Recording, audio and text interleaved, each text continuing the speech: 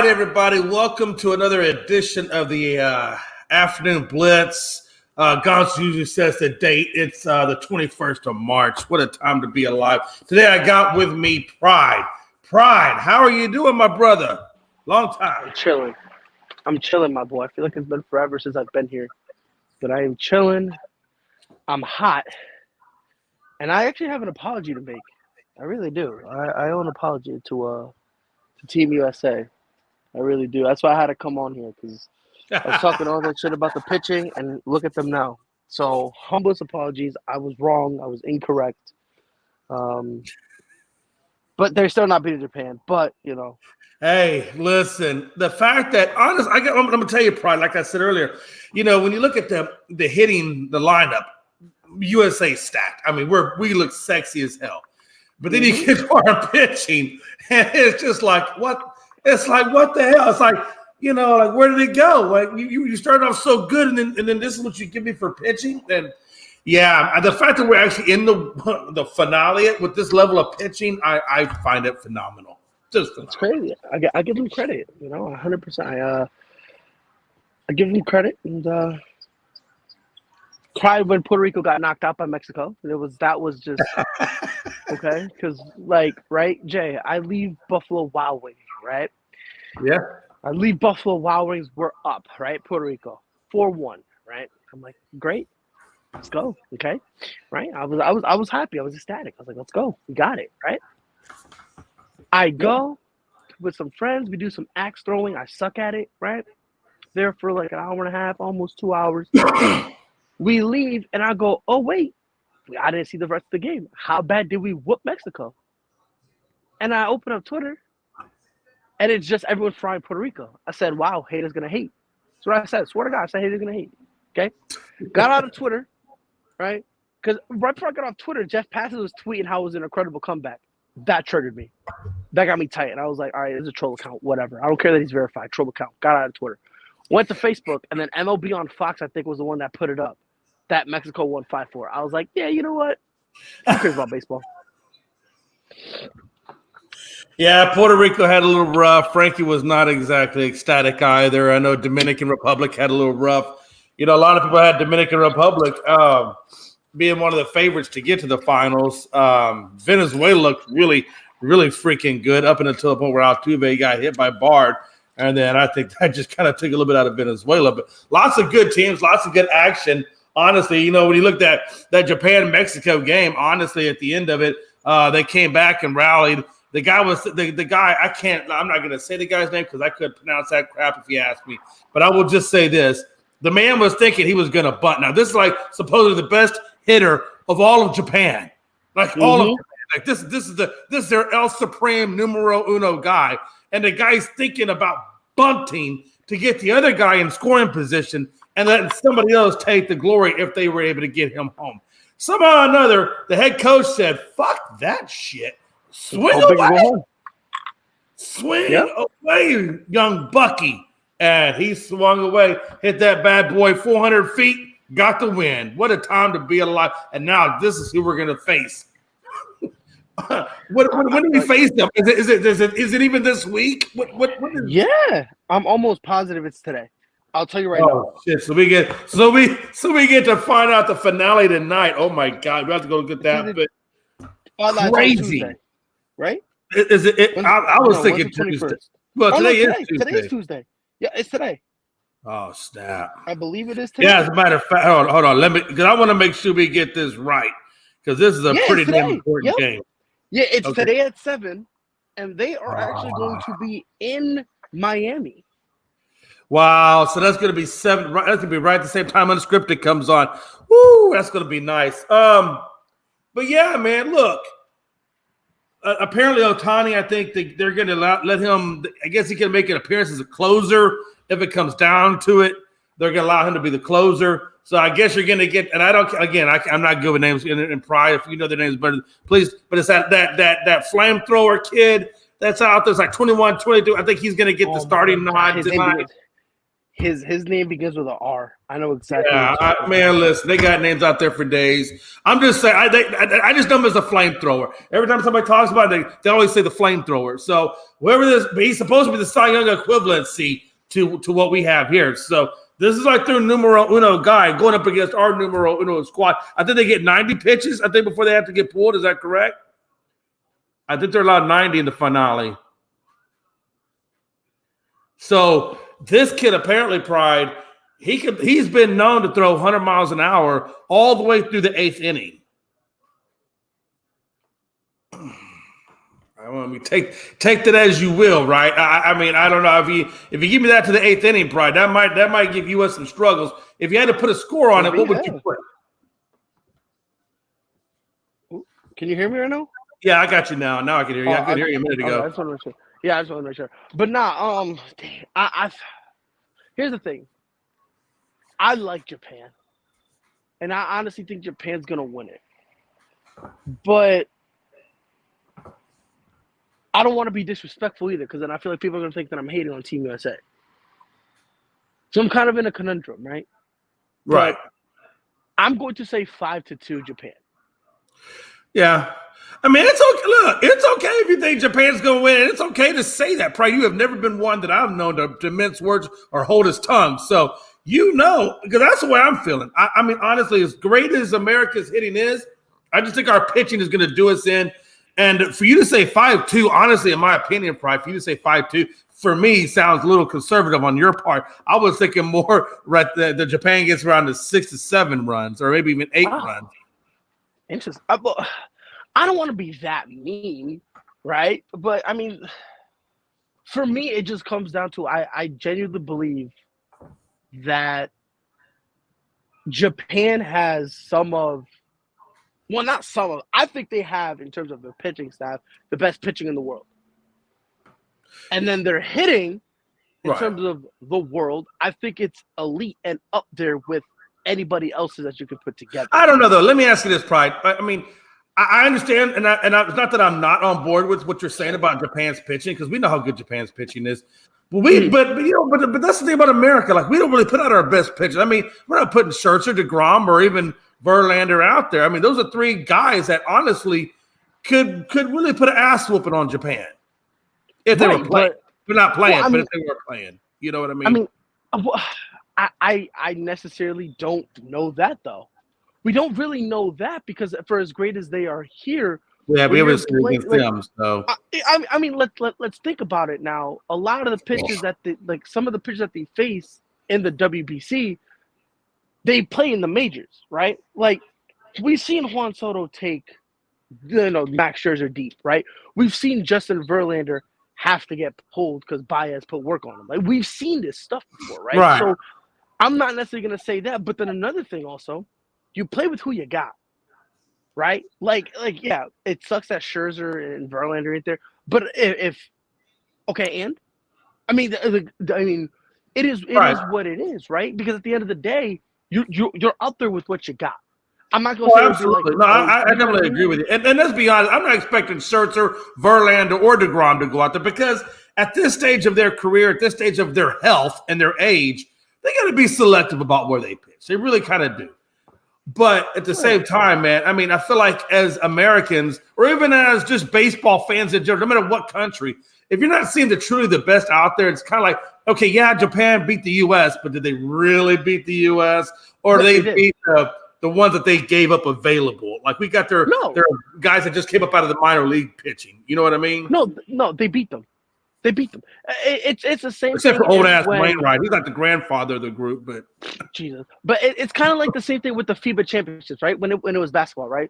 And everyone and their mom said no, right? So it kind of was it was basically Kevin Durant and youngsters, right? This was before Jason Tatum had arrived. This was like when one of your top 5 players that was supposed to represent how great we are, one of our top 5 players was Zach LaVine. Okay, we were fucked. Okay, that is the same thing. If we had lost and someone else had beaten us, we can't sit there and say, "Oh yeah, but we didn't have LeBron." It doesn't matter. As you are marketing yourself as the best, knowing this is the roster you have, and you're still marketing yourself as the best. So it no longer matters. You're out there with who you have.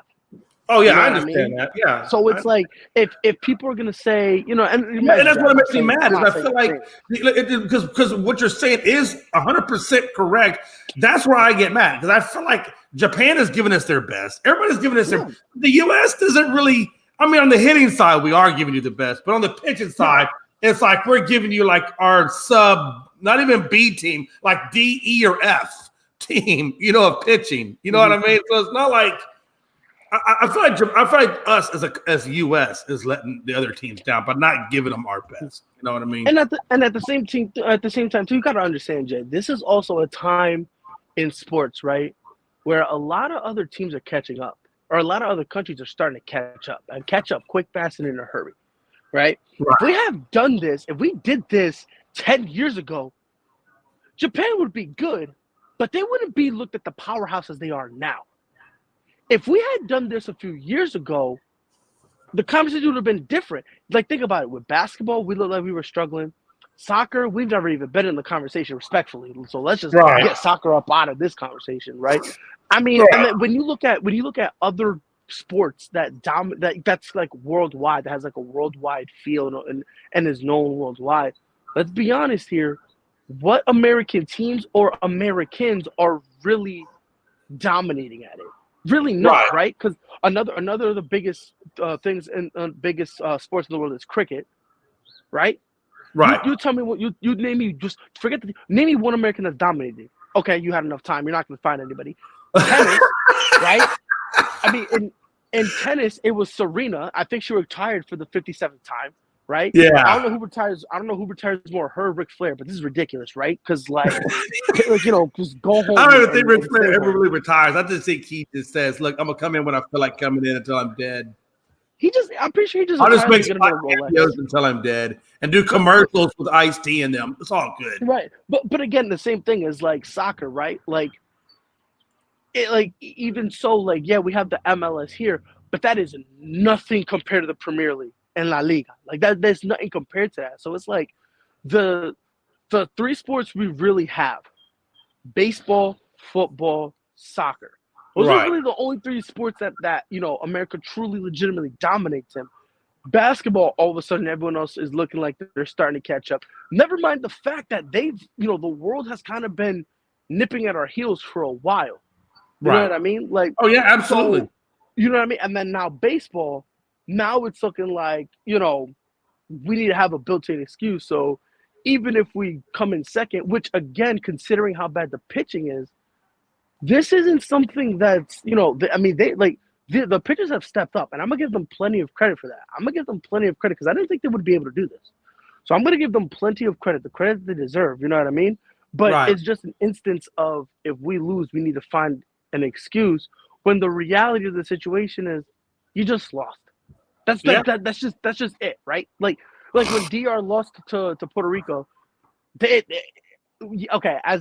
yes, there was jokes and things going back and forth, right? But it was just an L, right? Like when Puerto Rico lost to Mexico, yes, the Dominicans was making jokes at it. I couldn't. Oh hell yeah!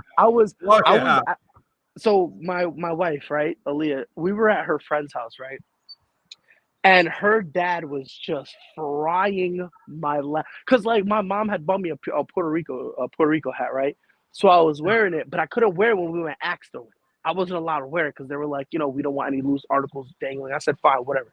They made me take off my chain. I forgot to put the hat back on, so they thought I took the hat off because I was embarrassed. So I was like, no, I just took it off because I had to take it off or whatever. But they were busting my balls, right? But I never said, did they really beat the best version of us? No, we just took the L. It's right. I was sensitive. I might have cried a tear or three, but it is what it is. You know what I mean? Like I just kind of looked at it as we took the L. It is what it is. Mexico was down. They never gave up. They played gritty and they played until the final out and they got them the win. Congratulations to them. You know what I mean? But it's absolutely. Like a lot of countries do that where it's kind of like they're mad and it's like, oh yeah, but bro, I was screaming F Mexico. I really was. I was screaming F Mexico. And the last Mexican I've ever met, bro, was 8 years ago. I'm out here screaming F Mexico. People thought that I hate him. I was like, no, bro, I'm just hot that we lost, right? But oh yeah, no, absolutely. the next day I was able to go, okay, we lost because we sold. That's on us, right? Like Yeah. it doesn't matter who we threw out there. Yeah. So it's just a situation where like a lot of like American baseball watchers, they just don't understand legitimately. Because remember, it's been a while since we had the last World Baseball Classic. Yeah. Was it That's like how to get canceled. 17, 8? It's every 4 years, correct? It's every 4 years. Yeah, You it's know just what I like mean? 2018, I guess it was 17 or 18. So it's like, so it really comes down to, it's just an awkward situation. They feel awkward because the world is starting to really catch up, right? And on top of that, now a lot of guys are trying to say that the World Baseball Classic is pointless, right? I've seen people try to say the World Baseball Classic is pointless, but then I'm watching the game and I'm watching guys get more excited for a strikeout in the fourth inning than I have ever seen a guy hit. Did you see? I think it was Trey Turner who hit that grand slam to put It was Trey. Well, Trey like, actually had 2 home runs that game. I think he had the single and then he had the grand slam after that. Yeah. So like that grand slam. I don't know about you, Jay. Check me if I'm wrong, but there is only one other home run I can ever remember generating that type of energy. Only one I can remember. And that was, I think it was against Texas when the Blue Jays was playing the Rangers, and Jose Bautista hit the home run. That no doubter, he just threw it, and the camera was just going nuts. That is the only other and we've had plenty of grand slams, we had plenty of walk-offs, we had plenty of exciting moments. Yeah, I've never seen them get that happy. I'm looking at Venezuelan pitchers in the fourth inning getting a strikeout, and my man has his shirt unbuttoned and he's punching his chest. like, don't look me in my face and tell me with a straight face that this is just another exhibition. When I got dudes literally. No, that's what I'm saying. To the other countries, it's not an exhibition. I feel like with Americans, though, it's kind of like we treat it like an exhibition. Like we don't treat it.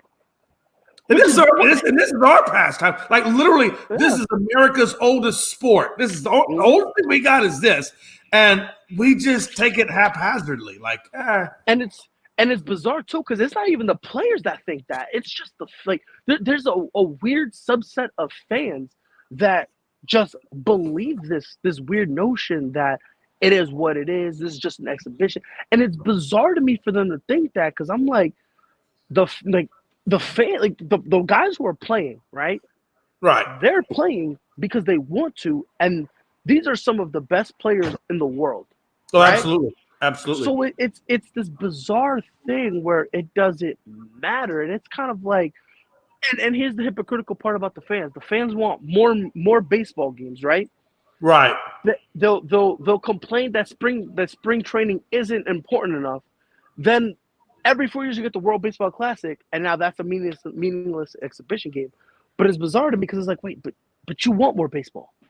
Right. I'm confused. Like my head. It makes me mad too because I felt like, there's a lot of up and coming pitching that's coming out of the farm teams across the league that aren't really even like those guys aren't even there. Like I will tell you, I would have loved to see Hunter Brown get an opportunity in the World Baseball Classic because it would, number one, he's going to crack the rotation this year. And number two, it would have gave him a lot of good hitting to see before he comes into the league. And this is a guy that last year, he put up a .86 ERA, had 2 wins with a 1.04 whip, but he's a small sample size. And I would have liked to have seen young guys like that. If the older veterans don't want to take the spots to be on the pitching staff, then let some of these up-and-coming kids do it. That way they can get the experience of, that type of baseball before they go into their first MLB season. But Chris, how you feeling, my guy? Not too bad. Freaking dog knocked me over this morning. I fell, and now I've been. How's a damn chihuahua knock you over? He got in between. He got under my damn feet. I went to take a step, and he was eating, and I went to walk out of the room. And he decided he wanted to leave the room, and he got in between my legs and wasn't nowhere for me to go. My balance is terrible anyway. I hit the ground. So was it Scrappy? It took you out. Yep. Well, asshole. Other than that, I'm not doing too bad. Now I'm just sore. I feel It's like you, I just bro. go to the I feel you. hospital, get my back worked on, and Scrappy takes me out, and I got to go back to the hospital. What a time to be alive when a Chihuahua puts you in the hospital. Little 10-pound Chihuahua takes you down. It's not like I said, well, you know, a Rottweiler guy. Hey, what got you in here? You know, a Chihuahua. A Chihuahua. What the heck? Chihuahua named Pixie got me down and out, man. But no pride to go back what you're saying, that you can't make the fans happy either way. They either complain there's not enough baseball, and then you give them more than they. Oh, it's not important. Well, it's important to the players that are playing. Just because some of the players didn't think it was important, didn't want to play, doesn't mean that it's not important to the guys that are playing. Yeah, and again, the good thing about it, it's a small subset of fans. It's not a huge majority that's screaming it. I'm just glad it's a small group who's just probably butthurt because they bet on a game and lost. Okay, I guarantee it's the same people who are mad that Israel got destroyed by Puerto Rico, and they thought Israel would somehow make an upset. I think Dominican Republic even stomped them out. Right, I'm pretty sure that's what it is. Right, I'm pretty sure. Well, if you're losing to Britain, Israel, you got problems. No, but I'm pretty sure someone. Nothing against Israel, but come on, man. I mean, it's not. This is not like Israel's, bread and butter type stuff. Now, what you said earlier, cricket, soccer. I mean, that's their wheelhouse. Damn it. But the thing is I'm pretty sure the person who's upset. You know who probably started this rumor? The person who decided Great Britain's jerseys. Like, you remember the first game we saw them, bro? It was just a great jersey with like Great Britain printed in like generic. Oh, I do remember that. I'm pretty sure the person who designed that is the one who heard all the criticism. It was like, well, it's stupid anyway. And then it's like, because like, what in the world is going on, bro? Great Britain had the ugliest uniforms. That game last night, I know the United States wasn't in it, but that was a heck of a baseball game if you're a baseball fan or watching baseball. Yes. It was exciting. I don't know what it is, but the last 3 days, it's been some phenomenal quality games. Games that I like. This stretch right here is what makes me look at the World Baseball Classic and say, we need this every 2 years. Swear to God. Now, is it feasible? Probably not. But that level of excitement, like I said, bro, you got guys punching themselves, bro, because they're ecstatic. Like, who was it? What team was it? It was like the first or second day. 2 guys got into a fight in the dugout, and everyone thought it was serious. And they're like punching each other. And then after that, they just look into the smile. They had just hit a home run. They're like fighting in the dugout. And then after that, after a while, you have the cameras on them, and they're like, "Yo, this is insane." They're fighting, and all of a sudden, they just stop, look at each other, smile, kiss each other in the cheek, and hug each other. And even this is baseball. Even the atmosphere with the fans. I wish Major League Baseball fans was like that. When you go to a game, and it's almost like I was telling Dustin earlier, it's almost like the Little League World Series on steroids because you get to see all the different cultures of the other countries and their fans. It really is. It really is. And like, it's honestly, man, never changed the World Baseball Classic. It's great. I'll tell you one thing though, you go to a Japanese baseball game, it's so quiet. At Japanese baseball, it's so quiet you can hear a pin drop until something actually pops off or happens, and then they beat the shit out of those 2 little sticks, and then it just goes back to being quiet again. I mean, and the thing is, and again, it really is a culture thing because it's the same thing for them in wrestling. Like in wrestling, let's say they're just doing holds, it's quiet. To the point that you can like when if 2 wrestlers are talking to each other, you can hear it, and then they'll do something amazing, and then the wrestlers will stop, and you'll just hear the crowd gasp and clap, and then back to silence. Like, it really is a culture thing where like they just wait, they absorb, and it's almost as if like they're taking turns. Like, they didn't know how to handle me when I was there. They were like, "Who the hell is this white guy? And why does he keep making all this noise?" And I'm like, well, they watch it. They watch sports like it's a play or a movie. Like chess. They watch baseball like chess. You have a break, then you clap. Yeah, they watch it like chess. And the thing is, Chris, that's a perfect example. That really is, because like in a play, you have certain set moments where something happens. And then the actors have a delay where it gives you the opportunity to applaud. And you hit it right in the head because that's exactly how in Japan that they treat everything. They treat everything. It's almost like it's scripted. Dude, it really I kid you not. it's almost as if they hand everyone a script in the audience, Yeah. and it's like you applaud here, here, here. Here's where you gasp, but no applause, and then you clap here. And here. It's like because the girl, the girl I was dating at the time was Russian, and every time I would get up and make them, I would like go crazy or laughing or whatever. You can't do that. This is not the right time. You're not American. You got to sit down. And I'm like, well, this damn place sucks. Where's my Kirin Yohai beer? And it's crazy too, because it's like, and the thing is like, depending on the situation, that warrants their reaction. So if it's something nice, they go, wow, okay, and then clap. If it's amazing, then they'll stand up. So it's like, if you're in Japan, you did something, you got people standing, bro, you just did something phenomenal. Like it's bro, over there, bro, they treat everything Chris, I'm telling you, it is the weirdest. Out of weird, I mean, I just felt out of place. I felt like God, I don't know what I should do with my hands. I don't know what I should do with my feet. It probably means more to the players though when they do get that ovation because it's a little more rare than it is like over here. Yeah, man, listen, I want to hear the fans giving the players a hard time. I want to hear a lot of you sucks. No, none of that. Quiet, sit there, keep it one, and then maybe you can eat your peanuts and maybe you're a little chew high, but don't make a lot of noise, damn it, or that's high chew. It's not chew high, it's high chew.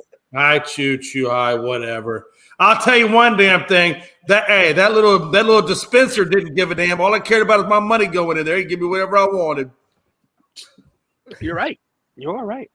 I'll tell you what, Pride, there was nothing better than a young 20-year-old walking around with a mini keg that he just bought out of the vending machine.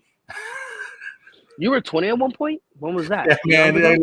Hey, it was a long time ago. But yeah, man. And a galaxy far away. I get it. Right, I'm telling. Listen, that thing was like this, and it was like this, and it had a big spout on it, and you got this big handle, and you're just like 20 years old. You're like, man, by the time I get done with this, I'm gonna be so fucked up. How big was the damn vending machine? Oh no, the vending machine was huge. No, it was. Hey, and I'm telling. Hey. Yo, Chris, with those measurements, Chris, he put the money in, and then instead of pushing the button, he just opened the thing. Like he just opened the front of the vending machine and then just took what he wanted. Cause like with that size, bro. Hey, listen. I said, man, they give you a pour spout and everything. I'm like, I love this country. Do they even have concession stands? Is it all vending machines? No, they have concession stands there. Yeah. No. What I got this was out on the streets. Leading up to the train station. You give out, they're all over the freaking place. Are you allowed to could you take it in with you? Yeah, whatever the don't give a fuck. They didn't care about me. I care. Hey, look, man. Hey, I look like Hacksaw Jim Duggan with the 2x4, except my 2x4 was beer. That's funny. No, man, hey, I tell you, it was a good time. If you ever want to have a good time and you want to go see some good baseball, Japan really is a great country to go to. It's a lot of fun. It's a lot of tradition, but you can have a good time there for sure. But I will tell you, Pride, that country is not cheap. Oh my God. Bro. It is not. You think United States is going to have enough pitching tonight to pull it off? Well, respect. I mean, I've always thought Japan was going to win it all.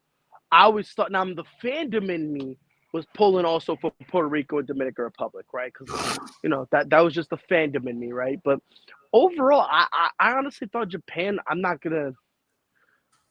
Where I was wrong is I thought Japan was gonna steamroll over everybody. That's right. That's where I was wrong. I genuinely thought Japan was just gonna be like, all right, tournament mode, activate, and then like they're gonna just average 11, 12 runs, right? And that's a stupid idea on my part because, no, that's unfeasible. But I genuinely thought they were going to run over everyone, and I do think that the Mexico game kind of put a little bit of a chink in the mystique that is Japan because nobody expected Japan to be down against Mexico outside of the Mexican fan base, right? Like outside of the Mexico fans, I don't think anyone expected them to be down. I didn't at all, right? And I think there's a little bit of a chink in the armor. So if there's any way, like if this is the best opportunity for Team USA to do it, but like I told Jay, I think like what did I say, 5-1, 5-2? Yeah, 5-2. Yeah, that's how I got Japan winning it. Yeah, I think I hate to say it, but I kind of feel the same. I told Dustin earlier when we was doing the baseball show, I think the United States is going to have to score at least 6 runs to have a chance. Yeah. Yes, and Jay said he said you had what, 6-7 runs for Japan? Man, I was telling Pride, I was like, that was kind of conservative. I was telling with the amount of hitters and stuff that they got, I was thinking more like around 7 or 8 runs that Japan. I mean, because think about it, Mexico put up what, 12 runs on the U.S. I mean, depending on what version of the U.S. team we get, especially with the pitching being the way it is, I'm telling you, 7-8 runs is very, very. I would say I think 7-8 to 2. So I'm gonna say 8-2. I think Pride said 5-2. I'm gonna say probably 8-2. You're 8-2? Yeah, I mean, I and the thing is that because and then Chris, I was saying this earlier. I don't want anyone thinking that I'm just hating on Team USA because offensively, I think they're studs. I really do. But we've seen this before where even if your offense is a stud, if offensively you're looking at your pitching and your pitching can't strike out a wooden bat alone up at the plate, let alone someone holding it, you kind of just go, bro, let's just get this over with. Yep. You know, you kind of have to get that feeling a little bit. And I genuinely believe that's the feeling that they're going to get a little bit. Come the 6th, 7th inning, I think you're going to start seeing Mookie Betts staring into space, kind of, you know, wishing he was somewhere else. You know what I mean? Mike Trout was probably getting early throwback shots. Like, you know, I don't know, man. It's just I'm not trying to hate anything. And I don't know if you heard, but I did apologize because I didn't think Team USA would be here because of the pitching. The pitching did kind of step up a little bit, you know. So I do want to give them some credit, right? I don't want to completely. No, they've had a good tournament. You know, I just think with the way Japan's pitching was already deeper, but now they're set up better going into this game. And correct me if I'm wrong, I was telling him earlier, Gonzo, I believe they get 90 pitches. The starter could go 90 pitches, correct? I think it's either 85 or 90. I want to say it's 90, but hey, and this guy, like we were talking about earlier, he could pitch 102 miles an hour all the way into the 8th inning. So they're going to have their hands. That flamethrower guy that Dustin was talking about yesterday, we were talking about it on. He pitched last night. Was it last night that he pitched? He pitched today. Oh, okay, never mind. Well, the kid who's pitching is a young kid. It begins with an R. Yeah. He's a young kid. Shoto and Maga is who they're going to start tonight. Oh, no, the young cat thing about was the one that was yesterday. Yeah, he was a flavor. Yeah. There's and the thing is you can have Ohtani come in. Yeah, their plan is they're going to start Amaga, and then they're going to bring in Darvish and Ohtani. Yep, is what I was reading earlier. That's the plan, depending on how things are going. Yeah. And on top of that too, you really only legitimately need Yu Darvish for an inning. Yep. To be honest, you only really need to give Yu Darvish an inning just so Ohtani can get properly warmed up. That's really it. Yeah. And as long as Yu Darvish doesn't fumble it badly, which I don't think, I'm looking at who he's pitching, man. Respectfully, bro, I wouldn't even put Yu Darvish in respectfully. Respectfully, I'm not putting in Yu Darvish. I'm kind of surprised they're not starting Ohtani. I mean, yes and no. I get why, but you got to remember, if you can't pitch a complete game, the final image I want, if I'm Japan, is my ace, the man who Chris, you watch New Japan Pro Wrestling, right? Mm-hmm. You watch. I want my Hiroshi Tanahashi, my Kazuchika Okada. That's who I want. I want that man on the mound, striking out whoever. And I want to see the pure emotion on this man's face when he's screaming yes, have the camera zoom in on him, and have the man just scream yes, and then immediately stop and shake someone's hand. If that is not the visual I do not get. I need Ohtani to scream and then go back to his boring face and shake the umpire's hand. I don't care who you shake. Shake someone's hand. Shake a baby's hand. Go to the crowd and shake a random person's hand. Shake a microphone for all I care. Go to the camera. I don't care.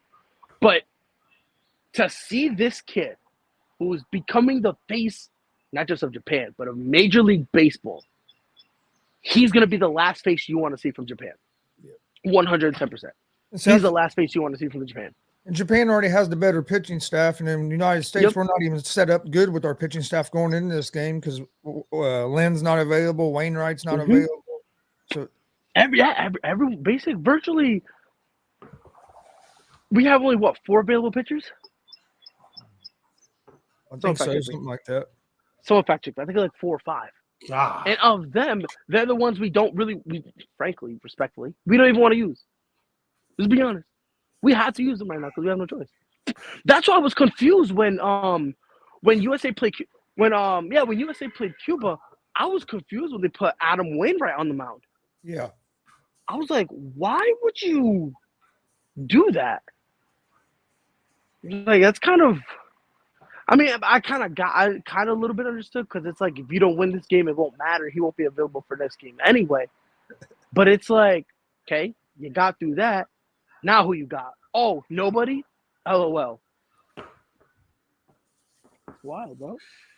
Yeah, it's going to be interesting to say the least. Tonight will be interesting, I should say. And then, well, I tell you what, though, if USA was to pull it out, holy shit! Listen, I'm gonna tell you this right now. If USA can pull it off, bro, I'll be 110% honest with you, bro. If they do, I don't even know what I'll do. I don't even know what I'll do. Let me see how they pull it off. Seriously, to pull it off with that. Because the thing, if they pull it off if it's a high scoring game, okay, that's kind of believable, right? Because Team USA's pitching is suspect, but the bats are solid, right? You got guys like Nolan Arenado, Mike Trout, Mookie Betts, like come on, bro. Like Tim Anderson. There's no, this is a team that in a game could score 12 runs. So something if they win like 12-10, something like that, okay, I believe it. I would be shocked if Team USA wins like 2-1, 3-2, 1-0 type of thing. Keep it a low scoring affair. Oh my goodness gracious.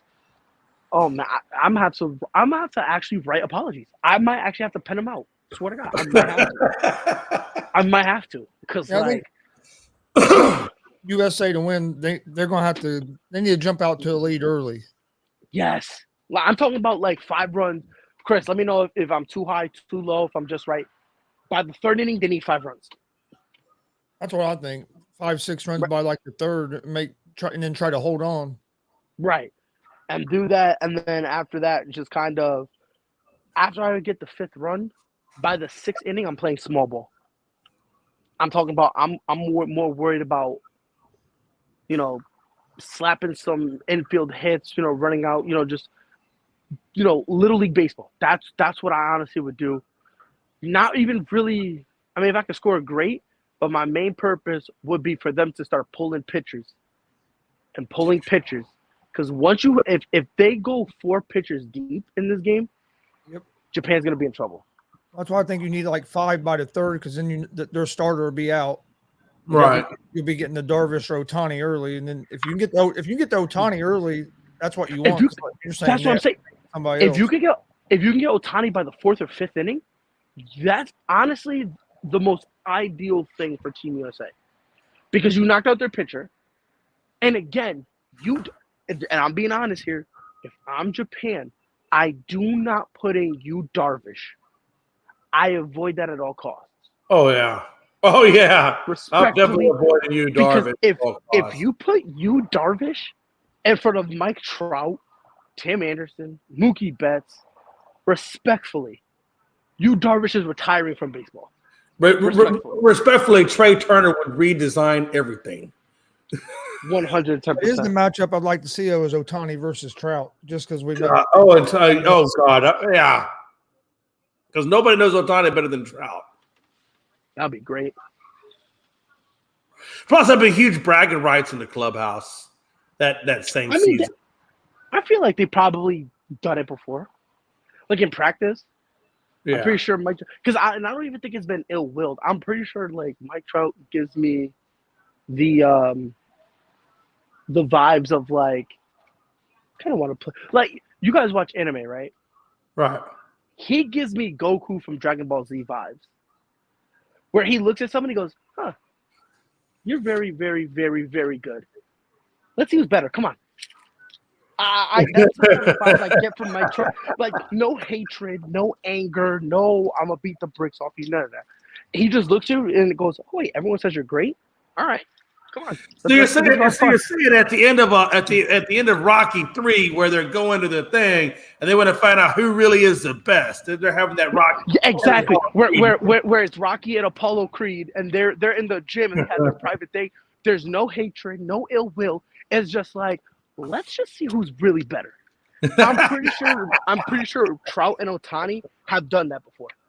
I'm being serious. Yeah. I'm convinced that they've done that before, where they've just kind of looked at each other, stayed late to practice, and Ohtani was just like, "I'm gonna throw 100 miles per hour at you," and I'm pretty sure Mike Trout said, "Okay," and I'm sending it back 105. Oh yeah, I'm pretty sure that's happened. I'm convinced. I'll guarantee you at batting practice, Trout's looked at him before and said, "Bring it. Let's see what you have." Right. Like I like this is just me, bro. Because like I've always felt like when you look at a great pitcher and great batter, most of the time they like each other, right? Because like I always feel like there's no hatred, no nothing. They have a respect for each other. Right. Especially when you're the best batter and the best pitcher. Of course. I feel like you got that respect for each other. But when the more respect you have from somebody, it's the curiosity that creeps in. Like, I know he's great. I'm great too. Wouldn't it be fun? And again, it's in practice too. So it's not like you have to go up against someone and like, you know, it's not like there's like real game stakes on the line when, you know, when they do it in practice. Because it's like, now I get to see who's better. You know what I mean? So Ohtani versus Trout, even though this is the first time we will see it, I think they've done it before. And if I had to take a guess, believe it or not, I would think they're like Mike Trout is probably as close to 500 as you could possibly get. Because of how great he is and he's been there to watch kind of his hitches and everything.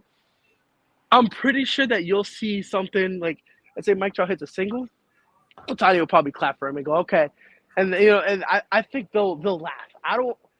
Usually, there's times where some people think like in a quote unquote exhibition like this, that a guy will get a hit off a teammate and they'll hate each other forever. Nah, I'm pretty sure Ohtani's gonna look at Trout and go, "Hey, yo, right down the middle, 101. This is coming at you." And I'm pretty sure Mike Trout's gonna say 105 back to you, fuck, pitch it. And I'm pretty sure that's not it. They're just gonna keep on going back and forth. That'll be Chris. Imagine that. Oh, what a fever dream! What a fever dream! What a fever dream! I would love to see that. Switching over real quick to a little bit of college football. I see where they were talking about Jalen Carter most likely sliding down to what, number 6 Detroit. Do you think that happens where he gets paired opposite of Aiden Hutchinson? I'll be honest. Me personally, the most ideal place for him would have been Detroit. Yeah. You got a young team. You got a real young team.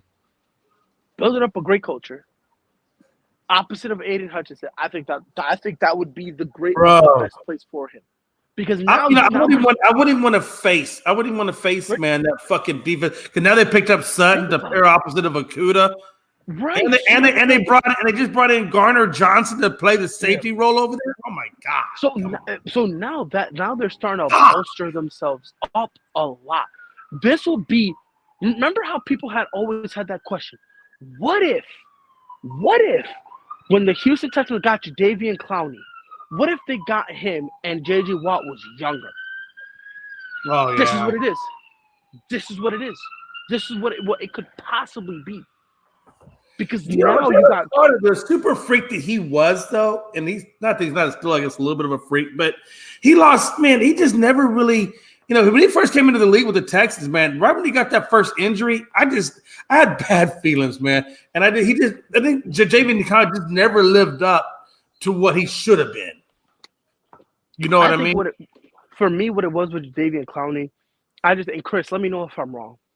I think he got injured, came back, and again, you still need time to learn the game and be able to actually play in the big leagues.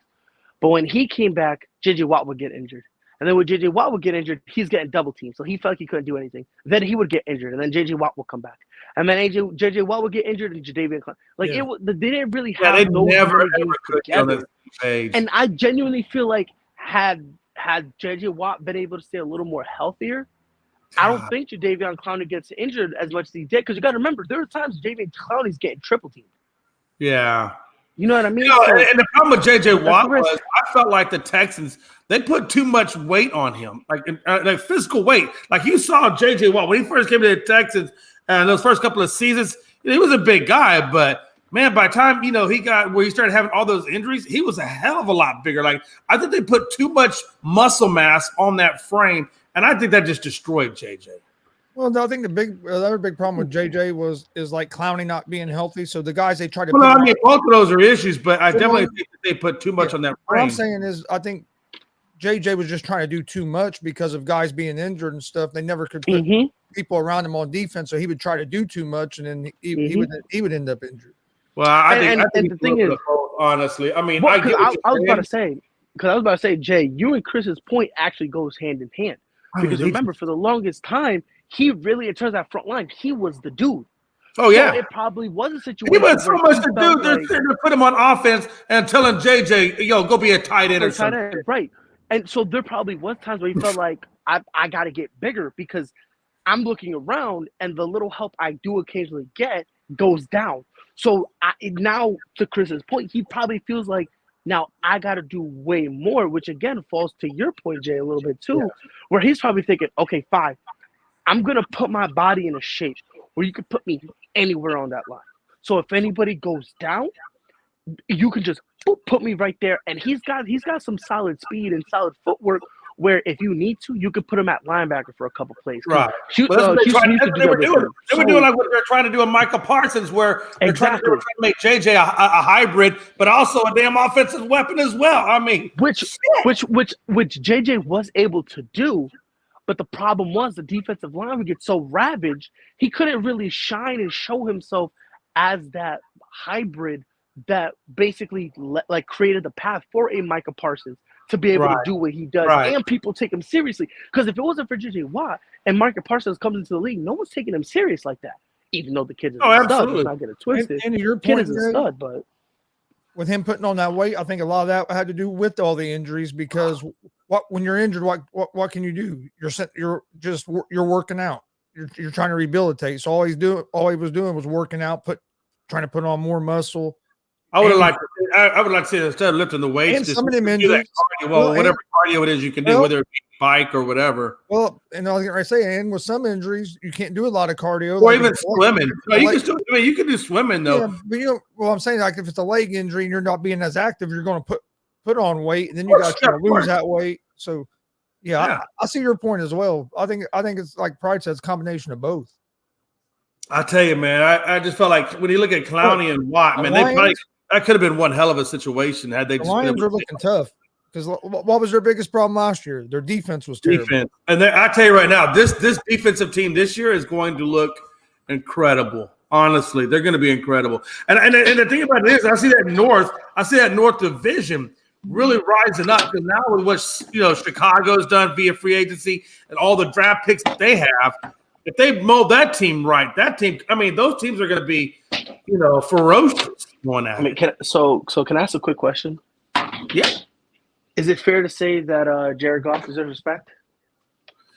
I don't know. Thank you. I definitely don't think he's a bust or anything like that. I definitely think he's up and. I think I'd probably put Jared Goff as up and coming. I would label him as up and coming. You're so. And they're putting him around him, right? I think some people owe Jared Goff some apologies. Thank you, and I was screaming. See, people called him straight. People were saying he was straight garbage. This is why I tell people. I don't think he's garbage. I just think he's up and coming. I think he still has a lot more of his potential yet to really develop and continue. Here's the thing, Chris. Right? I remember this. Right? When he first got traded to Detroit, everyone was killing him. I said, if you really look at the situation, he's doing the best he can. No, he's trash. I said, okay, you name me another quarterback you could put in that situation and they'll be fine. No one wanted to say nothing. They were killing Jared Goff though after his Super Bowl appearance with L.A. No, but I'm saying I mean, they were killing Jared Goff for a hot minute. No, but what I'm saying is where it started reaching a fever pitch was when he got traded to Detroit. That first year in Detroit, that's when it became a fever pitch. And I'm like, hold on, time out. The guy he was replacing was basically doing the same thing. Right. So you can't sit here and all of a sudden flip the script. And I'm like, look, you give him a few weapons, watch what my guy Jared Goat can do. Big Daddy Golf. That's what I call him. Swear to God, got him on my phone like that. Big Daddy Golf. That's what I call him. That's what I call him. You feel me? Straight up. You feel I me? never said the Cowboys are afraid to face the Lions, but I ain't stupid. Everybody knows the Lions got a good team. I mean, because Jay, Chris, did you know what his real name was back in the? Did you know what his real name was?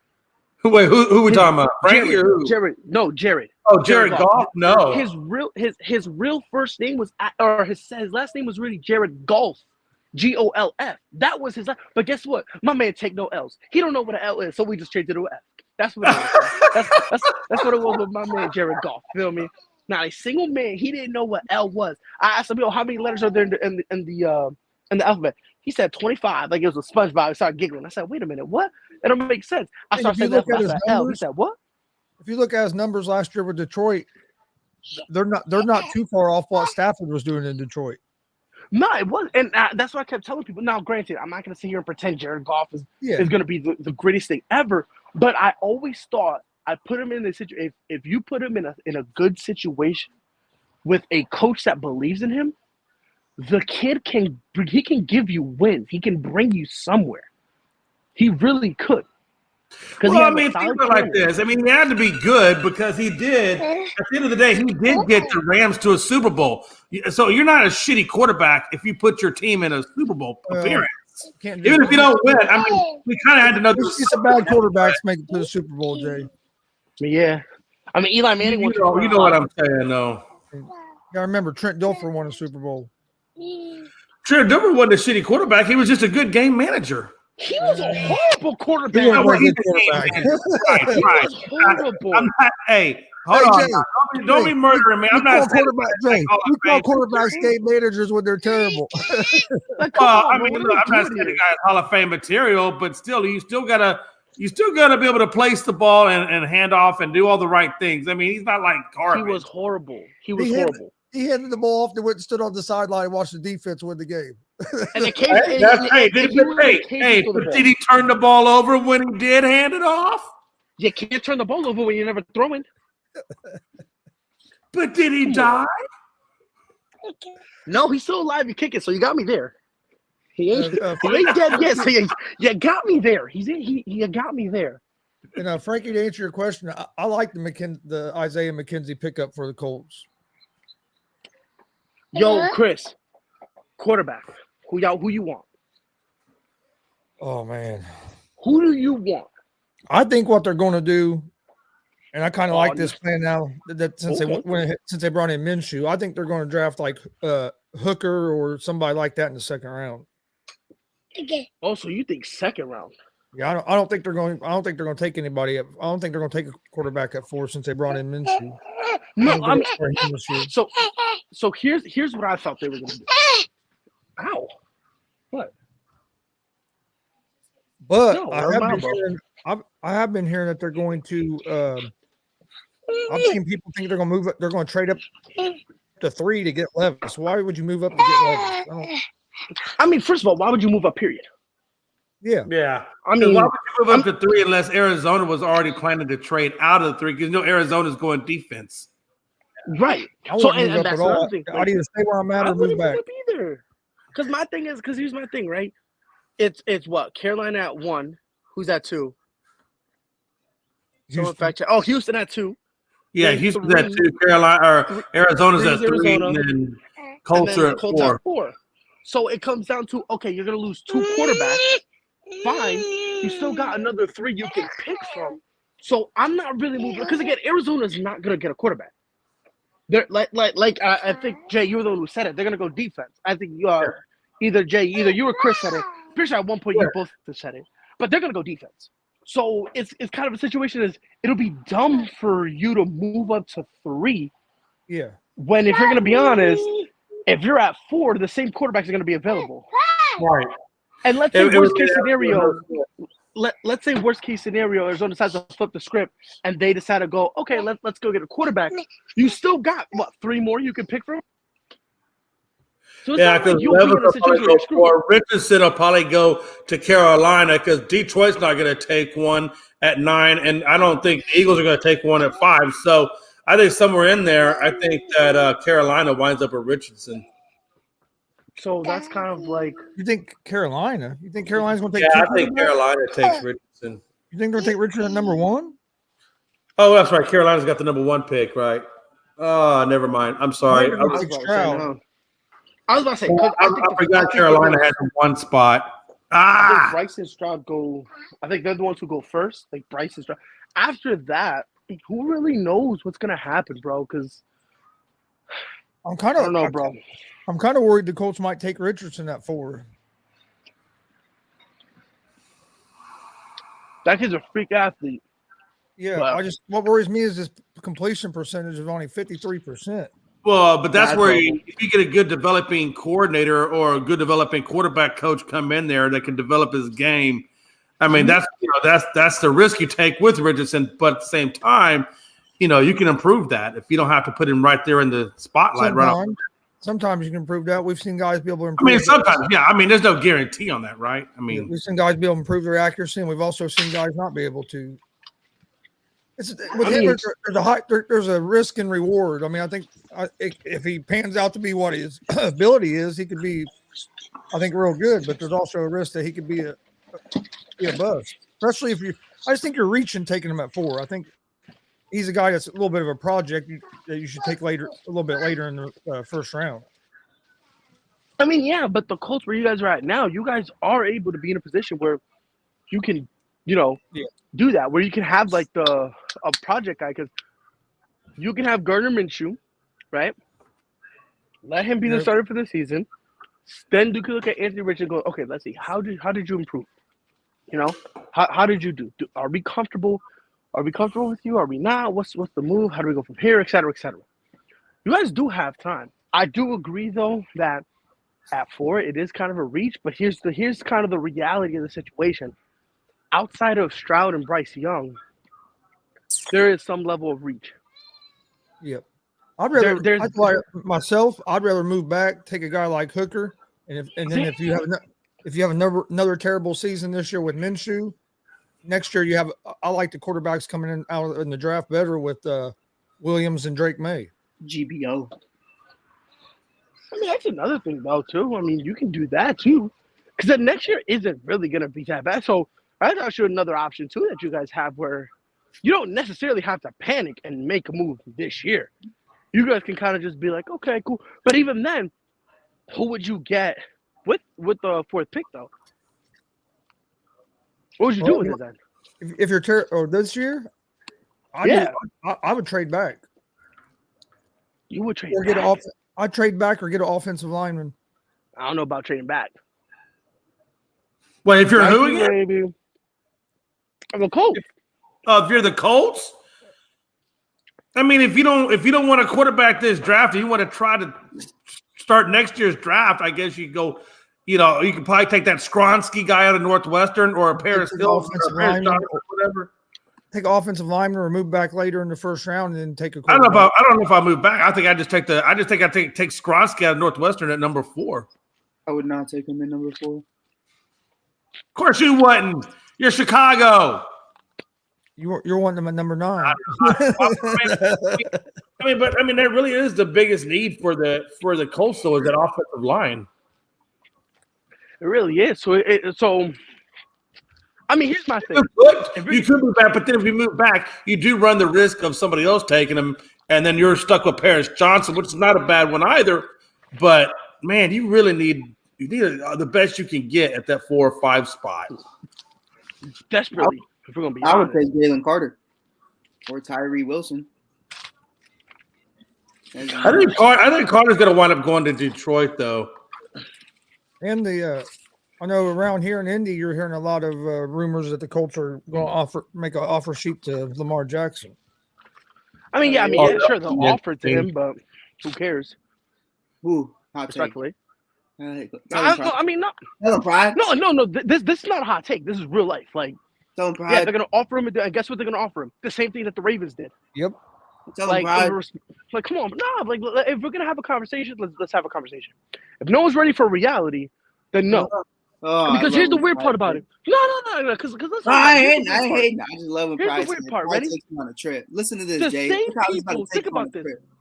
The same people who tell me that running backs are no longer a commodity want Lamar Jackson on their team. Do with that information as you will. I'm out here shooting hoops, my guy. I'm just shooting hoops right now, bro. Like, mathematically, that make no sense, bro. Like, come on now. What are we doing here? What are we doing? And What that's why nonsense are we doing here? And that's why the Ravens done the non-exclusive tag, because they knew nobody was going to come in and make him the no $260 million guaranteed offer. Like, come on. Respectfully. Come on. So like, hey, we'll do non-exclusive. We'll let you see what the market is for you, and you see how many Pretty teams much. are knocking out his door so far. They said, I dare you. Hey, there Oh, are God. reports that they said last year that Lamar Jackson lost $100 million. I guess in terms of value in that contract. Do you think that by playing last year the way he played, that it really hurt his chances to get the contract that he's really trying to? I think get? I think he played very well last year. I think the part that killed him was he missed so many games. If he didn't What's miss what so I'm many saying? games, Availability, right? Yeah, I mean his game was like, and even Pride and I talked about it. He was actually throwing the ball. He was actually scoring touchdowns with his arm, and he started to look like a legitimate quarterback. And then you miss 10 games, And and as soon it's as like, well, as soon as he started, he would get down with an injury. yeah, And that's the other thing. Like, if I can't get you, like, think about it. If I cannot get you to play at least what? Actually, no, you're the quarterback. You're a protected position. If you can't put a full season, I need you out of here. I'm not going to sit here and pay you what? What do you say? Well, if they put him on the tag, well, they already did put him on the tag. If they don't give him the contract, now he's going to sit out the season. So what's he going to sit out this season too? And then try to come back next season? And people are going to be like, well, he's been out. He hasn't played in over a year and 5 games, 5 weeks. But my pushback to that is I don't want to hear it because of what Cleveland did. And Cleveland changed the entire market because they idiotically – they did, though. They did, though. They didn't. But they did, though. No, they didn't. You gave the highest paid contract guaranteed in NFL history to a guy who didn't play in 2 years with 26 women going after him in court. They fucked the whole market, and that's why there's a situation with Lamar right now. No, it's not. No, it's not. You want to know why? Because Lamar was saying he wanted this money before Deshaun Watson. When Deshaun Watson was still a Texan, he was talking about this. Yeah. 100%. Let's keep it a beat out here. So 100%. So Deshaun Watson didn't do anything. What's the difference between now and then is now he has, okay, well, they gave this to Deshaun. Before it just sounded like, Lamar, you're asking for too much, bro. We're not doing that. Nobody else is doing that. You look at Russell Wilson, you look at Aaron Rodgers, you look at Prime was right because he's on his second tag, so he's been doing this for a hot minute. Yeah. So that's what I'm saying. You can't sit here and use that as the excuse when he's been saying the same numbers since before Deshaun Watson got traded. Are you sure? I thought it was his second. Oh, it's his first franchise. No, this is his first franchise tag. Yeah. He's been talking about this for 2 years. Okay. Yeah, he was talking about this before Deshaun Watson got traded. So you can't sit here and say that the Deshaun Watson trade is the reason why like that shaped anything. No, because he was still saying this back then. Right, what I'm trying to tell you is I'm not saying that was the idea where Lamar was like, oh, well, I want this. But what I'm saying is that solidifies his argument in saying, well, if they're paying this guy this, and he didn't play in 2 years, and this allegations were going on, and Aaron Rodgers is 39 making how much money he's going to make, and Russell Wilson's out here just throwing the ball to the other team, and he's making guaranteed money. Why can't I? I think now he just has. Well, I think, but he got his contract though before they levied out that full year suspension too. But here's the thing. But here's the thing. He wanted all guaranteed. You name me which one of those contracts that is fully guaranteed. There's only one of them fully guaranteed. There's only one. Yeah. That's the Deshaun Watson thing. And now that's all restructuring that. This year. Yeah, exactly. So it comes down to a situation where. No, I don't want to hear. Hold on, I don't want to hear nothing about that because next year and the next 3 years, Deshaun Watson's making $60 million a year. Cleveland's fucking stupid. Yeah, Cleveland's stupid. Well, not necessarily. Not necessarily. $60 million a year. But here's why for a guy like Deshaun Watson, who let's hold on. Let's be fair. Okay, wait. Before you go. Go ahead. You're about to say some positives? and I want to hear the negatives right after. I want that energy. I want that energy reciprocated. No, don't get it twisted. Don't get it twisted. Like, it's a don't get it twisted. For I'm not every gonna say touchdown is an inappropriate rubbing. Okay, and for every time Patrick Mahomes touches the ball, his brother's doing something stupid that everyone yells at Patrick. But that has nothing to do with Patrick. But yeah, I still yell at him for it. All right, so as I was saying, you got to remember, before he was suspended, Deshaun Watson was arguably on the same pedestal as Patrick Mahomes. 100%. So I'm just saying, put that in context. Now, whether or not he can revert to that form, who knows? Is it a risk? 110%. Because for all we know, Deshaun Watson could never get up there again. So I'm not going to sit here and pretend that Deshaun Watson could automatically make it up there. Right. It is a risk, yes. But Deshaun Watson showed you, based on my play, I'm in the conversation for the best, without a doubt, the best quarterback in the entire league. Right. Lamar struggling right now. What Damien is saying is true. Fuck the Cowboys. You're pissing me off. Who gives a damn about Ronald freaking Jones? But wait, so pride. But like, here's like, and you know, I'm not like the biggest Lamar guy, but like, I'm just reading it from his perspective, especially not having an agent. It's really hard to have a conversation with someone who doesn't have an agent because it's really just me versus you. I think it's one of those conversations where, you know, and like I said, let's not even talk about the sexual assault stuff with Deshaun and everything else, but when you compare it and you go, okay, well, listen, I've won a playoff game. I've won an MVP. I've won division titles. Deshaun's never done any of that, and they still paid him. What, Bart? Deshaun he's won a playoff game. Has he won a playoff game? Yes. I don't think he's won a playoff game. He's got a division title to his name. What year is this? It was the year they won 12-4. I think it was like the second to last year that he had D-Hop. Nah, no way. Someone fact check me. Because now I'm saying it out loud. I'm not 100% sure. Someone fact check me. Yeah, fact check me. Make sure I ain't bugging now. Hey, I ain't saying you bugging. I'm just saying I don't remember. No, because I could be. I could be tripping. You feel me? I'm tripping, all right. I could be tripping, bro. I've been drinking a lot, bro, so I'm off it right now. I'm probably still drunk right now. Hey, Pride said I'm off the reservation. We're good. Bro, I'm going to keep it a beat on here, bro. I'm probably still drunk from 2 days ago. I ain't even going to lie here. I ain't fibbing out here. So, Chris. Deshaun Watson is 1-2 in the playoffs. So he does. No, it says all right, so 2018, he went 11-5, lost in the wild card. And then he went 10-6 in 2019, lost in the divisional round. So he don't got to win. Right here it says he's 1-2 in the playoffs in his career. Let me see where it says he won that. So then he never won the division then. No. So because of the so he's 1-2. He must have won the wild card, no? But that doesn't make sense because that would have been 3 games then.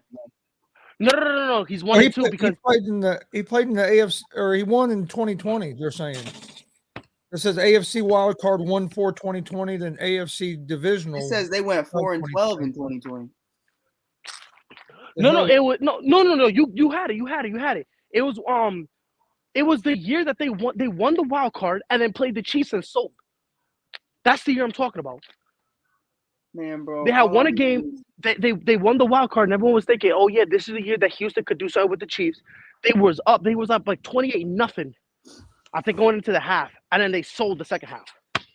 Facts. All I'm saying is like you look at it from Lamar's perspective, and I get it because it's like you've never had a losing season. You're always in the playoffs. You've won an MVP, and you see guys who have done a little bit less getting these guaranteed deals, and it's like I don't know. Okay, I get it. You know what I mean?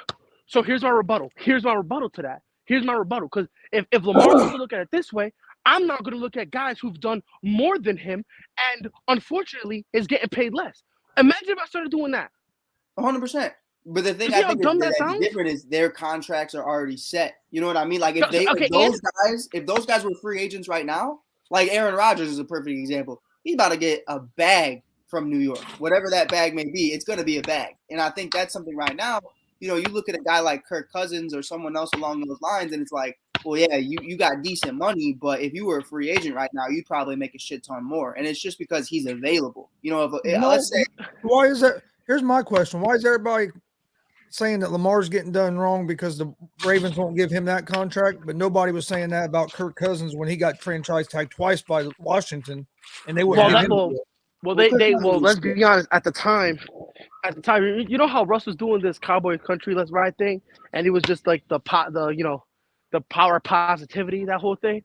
Let's be honest, bro. That joint gets annoying after a while. Kirk Cousins was doing that. You feel me? Kirk Cousins was on that. You like that?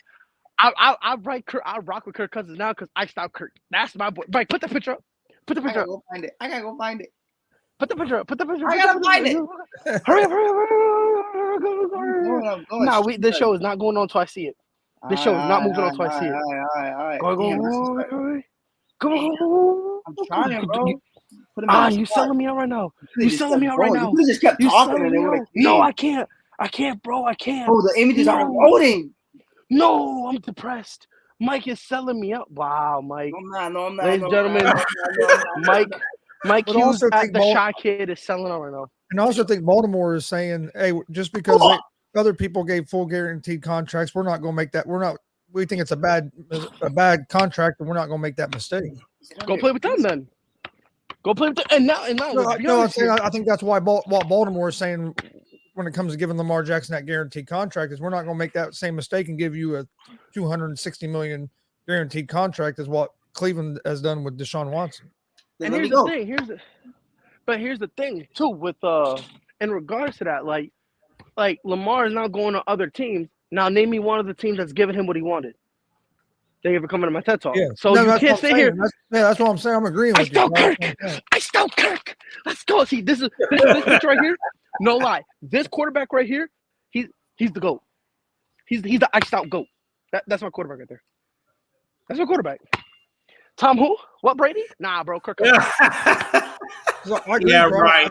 I think that's why Baltimore put him on the non-exclusive tag was to let him go see that the market for him isn't what he thought. And that really was the best move for them because, like you said, nobody wants to commit that much in draft pick compensation, and then number two, nobody wants to sit there and pay that kind of money for him. They don't believe in that. So the money in the draft picks, I think, is what's going to hurt him. I actually agree with Jay though to an extent. I think this deal gets done. I think somebody does give him over $200 million if it wasn't for the two first round picks. Like I really do because you look I don't think anyone cares. And it's like, I think they care. But Mike, I think it matters. But Mike, think about this, bro. Think about this. Let's say, because obviously the Dolphins can't do it this year. They can't. And the reason the Dolphins can't do it this year is because they don't got that first round draft pick this year. Right. After this draft, they're able to. A team that's in win now mode, what do those draft picks mean? Nothing. Let's keep it a bean out here. 100%. But they also can't afford Lamar. Yes, they can. Not at that price. They can do a little bit lower. No, they can afford him. They can afford Lamar. They can afford Lamar. That's why Miami was originally one of the favorites to get Lamar because they could have afforded it, and at the time, people thought they would have the draft pick. No, that's what I meant. So right now they can afford it, right? But going into they won't be able to afford it. Yes, they can. They actually will be able to because they're giving up the picks. They'll give up the picks. Basically, when they would draft the kids that they would draft with the first round pick, that's what would, if I understood this right, that's what would basically make them not be able to afford Lamar because of the money you would have to pay the kids that you drafted that you would eventually sign in your contract so sign your team. If Tua shits the bed or he just gets banged up again, are you trading for Lamar next year? Chris, was it me and you that had this conversation? One more injury to Tua, you might have to move on. But especially if it's a concussion, I'm moving on. I'm moving on 110%. And if it has to be Lamar, you have if you're Miami, you would have no choice but to grit your teeth and do it. Because at that point, who's gonna be the next best alternative? Right. At this point, what, Jameis Winston? You have to trade for Jameis so that way you can get him away from the Saints. Mitchell Trubisky, baby. I mean, Mitchell Trubisky is probably like another. Like, think about it. Like those would basically be your only two options. And if you're in a situation where we're just trying to win a couple games here and there, that's it. Those are not bad options. Hey, bro, what did you just call me? Oh, Mike White. My fault. Okay. I mean, look, respectfully, bro. Mike White on a winning team, LOL. Okay, hold that. Nah, but I'll tell you what right now. I don't know what's gonna happen this season, but I'll bet $50 right now to anybody who wants it that Mike White beats the Jets at least once this year. No, negative. I think he does. Negative. I don't even think he plays against the Jets. I think if you're playing them twice, you're gonna tell me Tua is healthy for both. I think he plays once. No. Matter of fact, on the contrary, swear to God, if Tua gets hurt one time, I think they trade him, and as soon as they trade him, whoever they trade him for, they get the start. I don't think Mike White plays a single. He probably plays if Tua gets hurt in the middle of a game and he's in there to finish it out. Sure.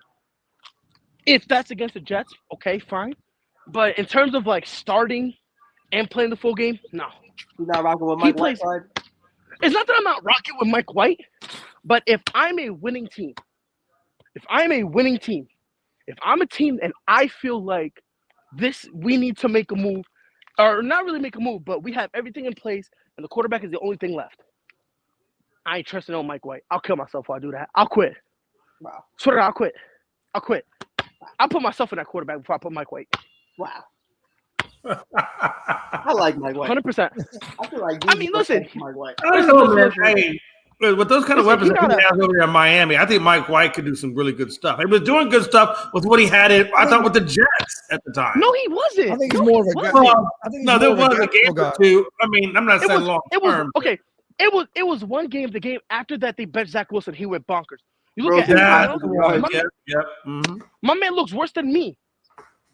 Like, and I'm doing that football. Bro, I like Mike White. I mean, you could like him because he got a nice smile with a winning complexion. Cool. But other than that, bro, in terms of football, bro, I think he's a gap fill quarterback or a backup. I don't think he's a starter. At best. Yes. I definitely agree, but I do think he has a solid way of kind of just game managing, and I think that's one thing about Mike White that, to be honest, not a lot of people saw coming, and I think he can definitely get a bag in this league. Not a crazy bag, but like a bag to be a backup, and I think he's a solid backup.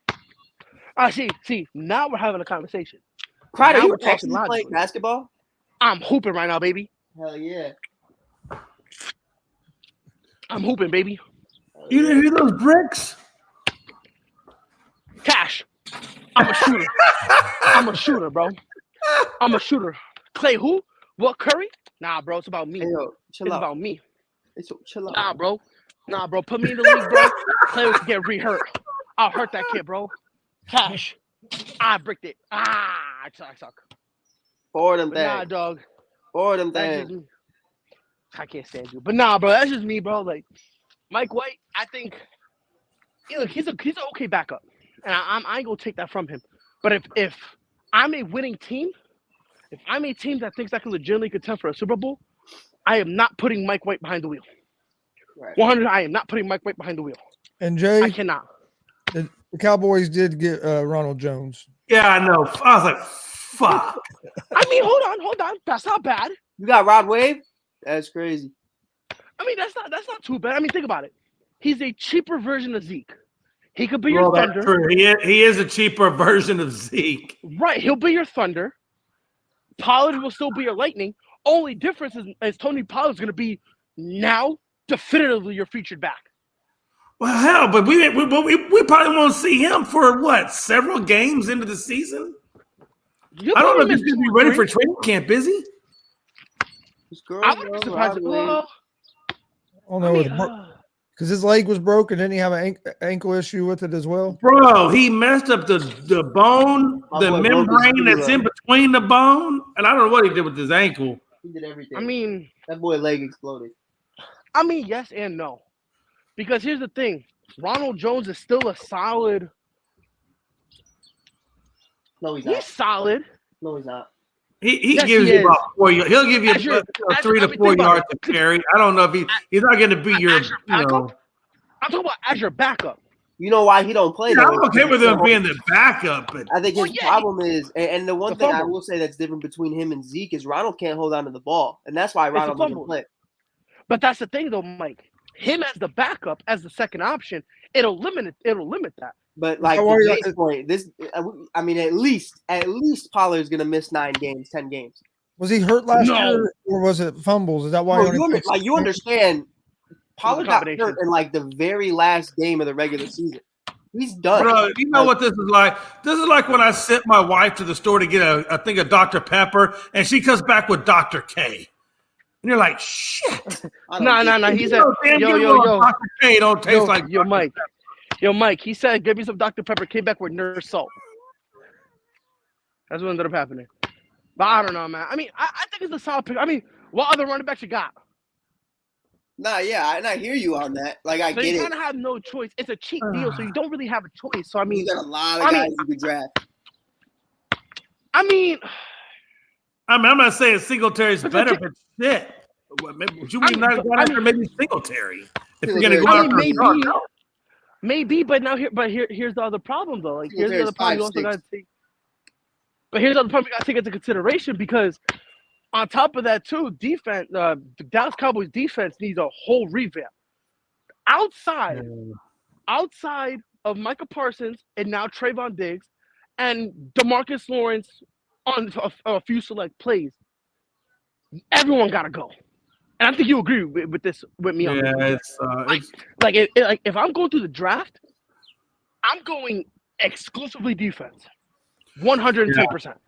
So if you're a Cowboys drafted at 26, would you maybe hope that that Miles Murphy is there out of Clemson? I'm getting a corner.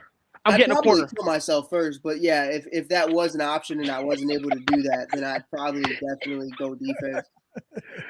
I'll kill myself. I mean, look, I'm going corner because the thing is the problem is like, whoever Trayvon Diggs is covering, now that he's not always risking it, now he's paying attention to coverage and he's improved. Now they're not even worrying about him.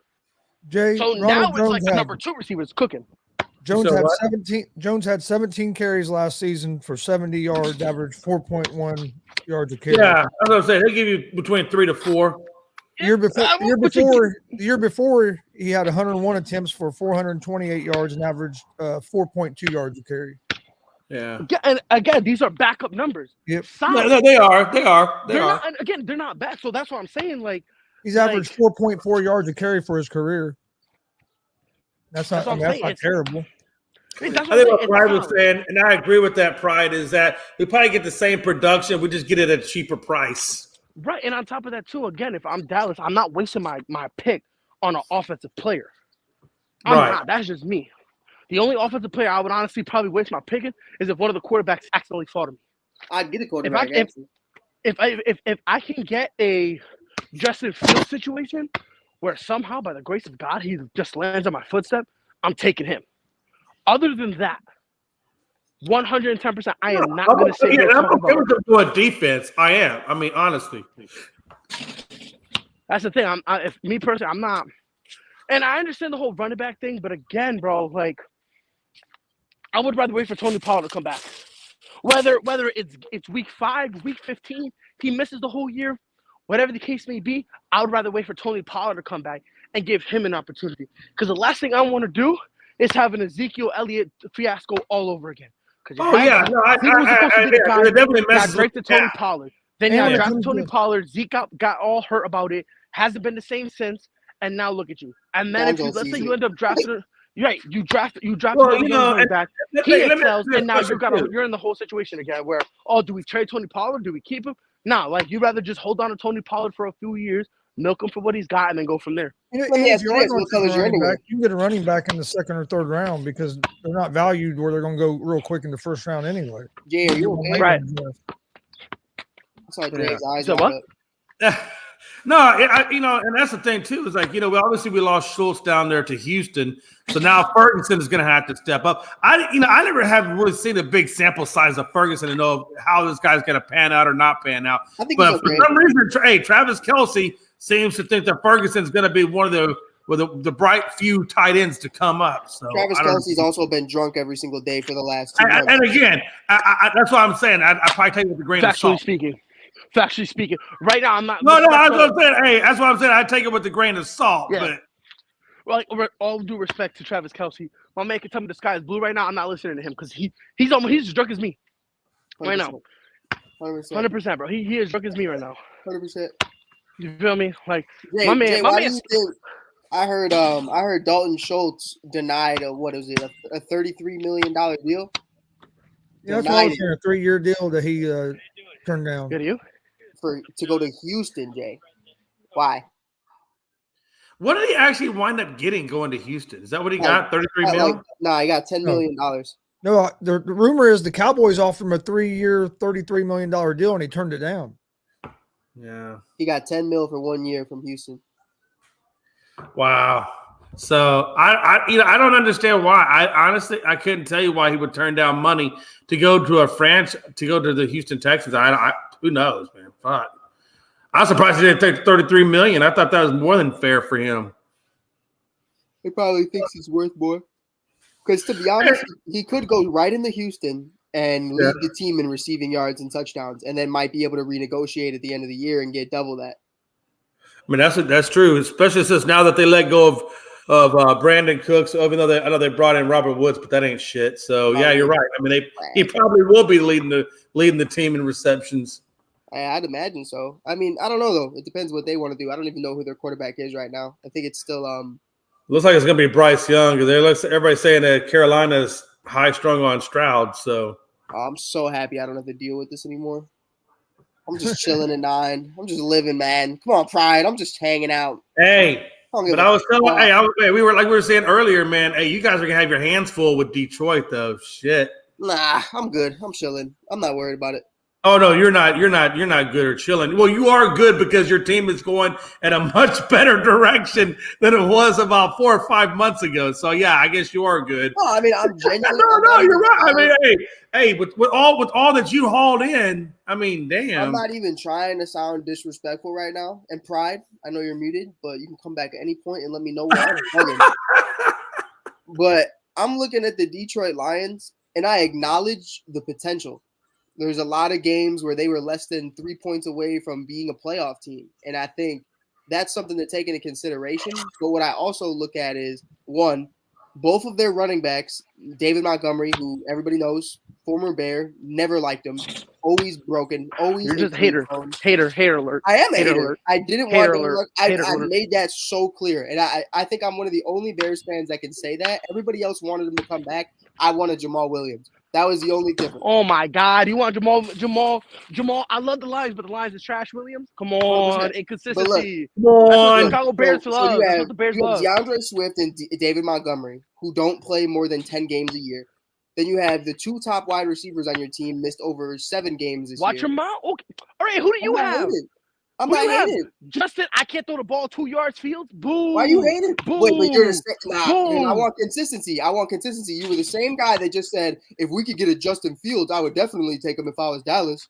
No, I say Justin Fields situation where you have a So you're quarterback. saying Justin Fields is a good player. No, in terms of college, he was okay. My man out here looking like doo-doo in the butt. Get out of here. Boo, boo, boo. All I'm saying is Detroit's one of those teams where I think they could do very well, but I could also see it just completely shitting the bed because that's what Detroit does.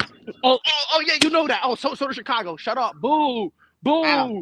boo. Bro, I don't know where Boo. this Detroit dick riding is coming from right now. Boo, because It's they got true, Jared hey, Mike. It is true, man. I mean, look, just because you got all that help and all this stuff doesn't mean it's going to translate just yet. And I'm not saying it is. I'm just saying You're I a look hater. at Detroit. I didn't say the Bears were better than the Lions. I said But I look at them. Lying. I'm not Talking though. about I'm the just Bears. saying. I gotta see it. It's not one of those things you're sitting here going, yo, there's no way we can't beat the Lions. So then don't deep throat freaking DJ Moore going to Chicago. I will. We here, baby. We here. Nah, bro. Gotta wait for you to see it, right? But that's what I'm telling you. Right? I gotta see that shit. And the only one right now. Bro, yeah, you're right. That's what Chicago is. Shit. The only one in the entire division I'm looking at right now, and I'm like, damn, it's still the Vikings to me. Bro, you're doo-doo. You're doo-doo. They doo-doo. They not doo-doo. They doo-doo. Yo, Mike, I didn't tell you what Jared Goff's last name was originally. I didn't tell you what his last name was. Oh, I forgot you love Jared Goff. That's crazy. Oh, I'm deep though. He my new Ryan Tannehill. He my new Ryan Tannehill, but he produced results. He's produced results, so I'm able to actually have Jimmy G's brother. But you know, bro, he could be his brother. Guess what? Porn star Jimmy, bro, Big Dick Golf. That's what we call him, bro. Big Daddy Golf. That's what I called him, right, Chris? I think I called him that earlier today. But Mike, let me ask you something. Do you know? Let me ask you if you knew. Did you know what Jared Goff's last name was originally? Did you know what his last name was, bro? I don't want to be in this conversation. No, I'm asking you. Did you know? His last name used to be Golf. It used to be Golf, like the sport golf. It used to be Jared Golf. But my man is so lit, he don't know what an L is, so we had to change it for him, bro, and call him Golf, bro. I asked him, yo, bro, because I'm stupid. I asked him, yo, can you send the alphabet for me? He'll give me 25 letters. I said, bro, you bugging? I try to go back. He missed L, because my man don't know what that is, bro. He like Dr. Phil, bro. Dr. Phil, because he takes no L's. Get out of here, bro. I'm talking about Chicago. Chicago just a doo-doo stain. That's why the colors is brown. Meanwhile, my guys out here lit, bro. You want to know why Detroit Lions? You want to know why the colors are blue? Because they hit the sky. Forget reaching for it, boy. Get out of here. Get out of here, bro. How many Super Bowls they been to? Jared Goff, all summer. What year are we in? 23? All summer 2023, bro. Yeah. I can't stand it. I don't know, Nate. I don't know if you're going to get any serious answers on this show today. He wants to ask us this question. I said, I don't know. I'll give you a serious answer. Because I'm telling you right now, boy. Free my guy Jared Goff, bro. I'm tired of his disrespect. You gonna respect him, Michael? Who said that though? That's respect with the K, by the way, and not a T. My boy. I think the big thing, and we just talked about it though with Dalton Schultz to Damien's question, is 24 years over 3 years is still $8 million a year. So I feel like you do that 1 year deal because you want to reevaluate it at the end of the year, see if you can double it. Because the same thing with Schultz is the same thing. Is it's 3 years for $33 million, but that's only 10 years each year. So he took a 1 year $10 million deal. Now you're going to reevaluate. So basically, right? Because and to Mike's point, all they're really going to do after he does that, they're just basically they're gonna call it an extension, but it's really not because there's a 1 year deal. It's just gonna be the next 3 years is gonna be the same exact thing. That's also in actuality it's a 4 year deal. Right. It's a 4 year deal with like a space in between or whatever. I'm not mad at it. I'm really not. Let's make sure that you really is what you is and all that in a cup of coffee. Let's see what's really cracking with you. Do all that before we go out here and throw. Yeah, we gotta make sure you really is all that, my boy. Cause a lot of times when you open a bag of chips straight air and you only got 3 chips in there and you looking like a boo-boo to food because you spent 50 cents. Ain't finna do that. Damn, bro, I'm out here like Steph clanking threes. Crazy. Oh, I hurt my knee. Damn, I'm Clay. Here's Nate's serious question. Obviously, Jalen Hurts is the best QB in the NFC, but who is number 2? Who's it? Wow. I mean, respectfully. I think that's open. NFC? I think that's an open conversation. I was about to say, dog. Because Aaron Rodgers ain't there no more. Because some people would have argued, obviously Tony wouldn't have, but some people would have argued Aaron Rodgers. Tom Brady is gone. You don't know what you get with Matthew Stafford. Wow, Kirk Cousins? Oh, shit. Respectfully now, it might be Kirk Cousins.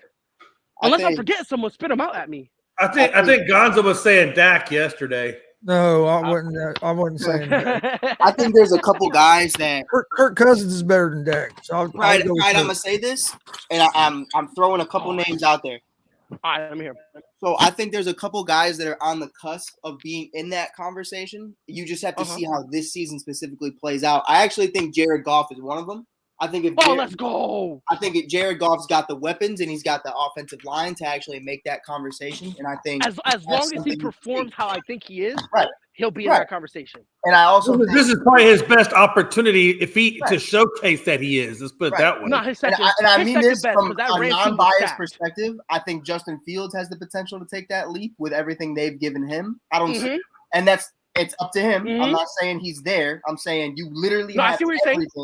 So it's like you literally have no choice but to succeed. And if you don't, you don't. But you know, when you really look at the room right now in the NFC, it's like it's pretty. I think Derek Carr is not in the NFC. Is he? I don't know, man. I guess what point do we put Gino in there? Derek Carr's in the NFC. So I think Derek Carr's in that conversation. I hate to say it, but does Purdy get in there? Look what he did with San Francisco. Okay, boo. Anyways, Michael. I think the only way Purdy's in that conversation is just based off of team wins. And we never gave that to Jared Goff. No. So if we're not giving that to Jared Goff, I don't want to hear no Brook Purdy head ass. You look like Patrick Starr. Get out of here, dumbass. Anyways, bro. Come on, bro. Stupid ass parents could misspell pretty. Boo. Anyways. Dumbass parents. Anyways, right here, I'm out here cash, bro. Yo, Mike, you like the bank, bro? Because I'm cashing out. Woo! Man, tell me, God, baby. Leo. But nah, bro. Like, I think it goes Jalen Hurts, and then at this point, you could flip them. It's either Kirk Cousins or Derek Carr. I'm I gonna think go out on a everybody limb and else- say I'm gonna just say Fields because I'm ignorant. Okay, I love these stuff because I'm ignorant. I mean, but like, let's be honest here, Mike. The guys that you named really are okay. This is your opportunity.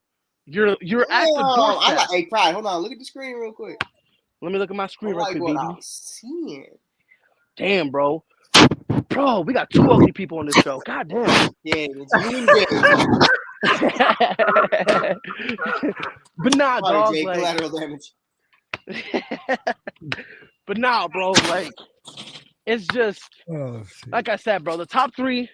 I mean, I think Jalen Hurts is the consensus number one. Then Kirk Cousins and Derek Carr. Flip them however you like. Everyone else is really in a situation that you kind of got to prove it. And then there's Brock Purdy, who's just playing in the mud by himself because no one likes Trey him. Lance, who's just kind of hanging out. No, Trey Lance No, but I is in do the think mud I that do Brock Purdy think that look, we know Gino and both Gino and Purdy had good seasons last year. Now I think you got to see was that just a fluke seasons Wait, or hold on, are who? they can they string them together? So Who? I Hold think, on, hold on. I think both those guys Jay, are still I'm not going to do that. You said Geno Smith and who? I was saying Gino and Purdy came off good No, seasons my God. last year. Stop trying to put that garbage kid in here. No, he wasn't, bro. My man almost tore his rotator cuff just from handing the ball off. Come on, bro. Come on, boo. Boo. Man's did nothing, bro. Man's literally stood there. He literally stood there and was like, I don't know what to do. In He's mock, like, I don't know what to do. in mock drafts, they have Seattle taking Richardson at 5. I like That's that so for them. dumb. I like that for them. No, so why pay Gino? You pay Gino for that same understanding of Anthony's a project. And I Well, Carroll came out and said that they signed Gino, but that he was very well connected to all the quarterbacks in the draft, and that he said, quote unquote, that this was his year, to draft. They haven't drafted what 09, I think, in the top 5. So I would not, like you said, I wouldn't be surprised if Seattle does take it. I just think Anthony's one of those guys, and I mean this because I watched a lot of them at Florida. And he's one of those guys, first of all, first 5 games, Pride, you want to guess how many touchdowns he threw in his first 5 games? Bro, my man was cheeks, bro. Let's tell the full story. Thank you. Go ahead. My man was touchdowns in his cheeks. first 5 games. But that's none of my Did he have like 3 picks? He was horrible. The second half of the season, he was really good. But that was because he realized he had to utilize his legs. And the teams he was playing were dog shit, so he just got to be the best athlete. Kind of like Lamar at Louisville, but obviously not the same. No, it's literally the same thing. It's literally the same thing. Level of athleticism, but it's like it's something for me where I look at that and I go, all right, so say Gino plays 2 years. That third year, I'm completely fine with starting Anthony if they think he's ready. And that gives him enough time to still be able to be a part of a winning football culture because they don't have to worry about him winning games. They can say, hey, Gino, you got DK, you got Lockett, you got all these other guys. Let's make something happen. They'll be gone by then. I don't think so. They're all locked up. Oh, I know so. That's the difference between me and you. You don't think so. I know so. They'll be gone by then. They're both going to be gone. But yeah, you heard it here first. I think it's a good idea. You heard it here first. Because Anthony's a project. So if it doesn't work out, it doesn't work out. It's not like taking Trey Lance knowing you have Jimmy G on limited time. I mean, I don't know. I still think it's dumb. Oh, it's dumb. It's just I get it. You know what I mean? So you're saying it's dumb, but you can at least sort of kind of see the thought process. Like think about it. Seattle used for it. That's why I said the same comparison as Jimmy G and Trey Lance. And I guess you could throw in Brock if you want to, but that doesn't count. But it's something for me where it's like, okay, well, we still got Jimmy. We locked it out. If they would have said, all right, Gino, go fuck yourself, and Gino left, and they got stuck with Anthony Richardson, I would have said that's just going to be trash. That shit is trash. But just in case, they still got Gino. So I'm like, all right, that's a very friendly deal. A lot of these guys on the teams are rookies, so they don't have to pay anybody else. It's pretty content. Yeah, whoever drafts Richardson, you have to be prepared that he's not going to be ready to play the first year anyway. Right, and I think what Nate said is kind of like I would rather him go to the Raiders just because I felt like you look at a situation. I don't think they'll be able to handle him better than Pete Carroll could, but I think having Devontae Adams and a bunch of other guys is a better situation. To an extent.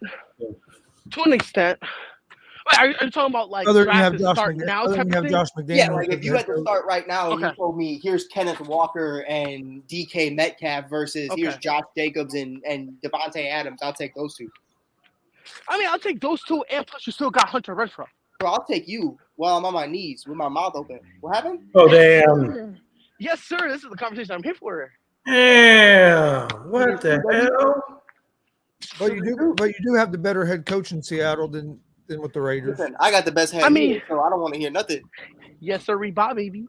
But I mean, Chris, to your point though, like, I mean, think about it. I understand your point about having the better head coach. What if we just don't take But a seat here? Nobody. Not a Here's the single person. reality of it. If you're not really caring about winning and it's just player development, whoever has the better head coach doesn't really matter. Pride, what do Now you I'm think looking about, deeper. Pause. What do you What? What do you think about, like, what if every GM just got on the phone and said, hey, let's fuck with these guys. Let's nobody take a quarterback for the first 7 rounds.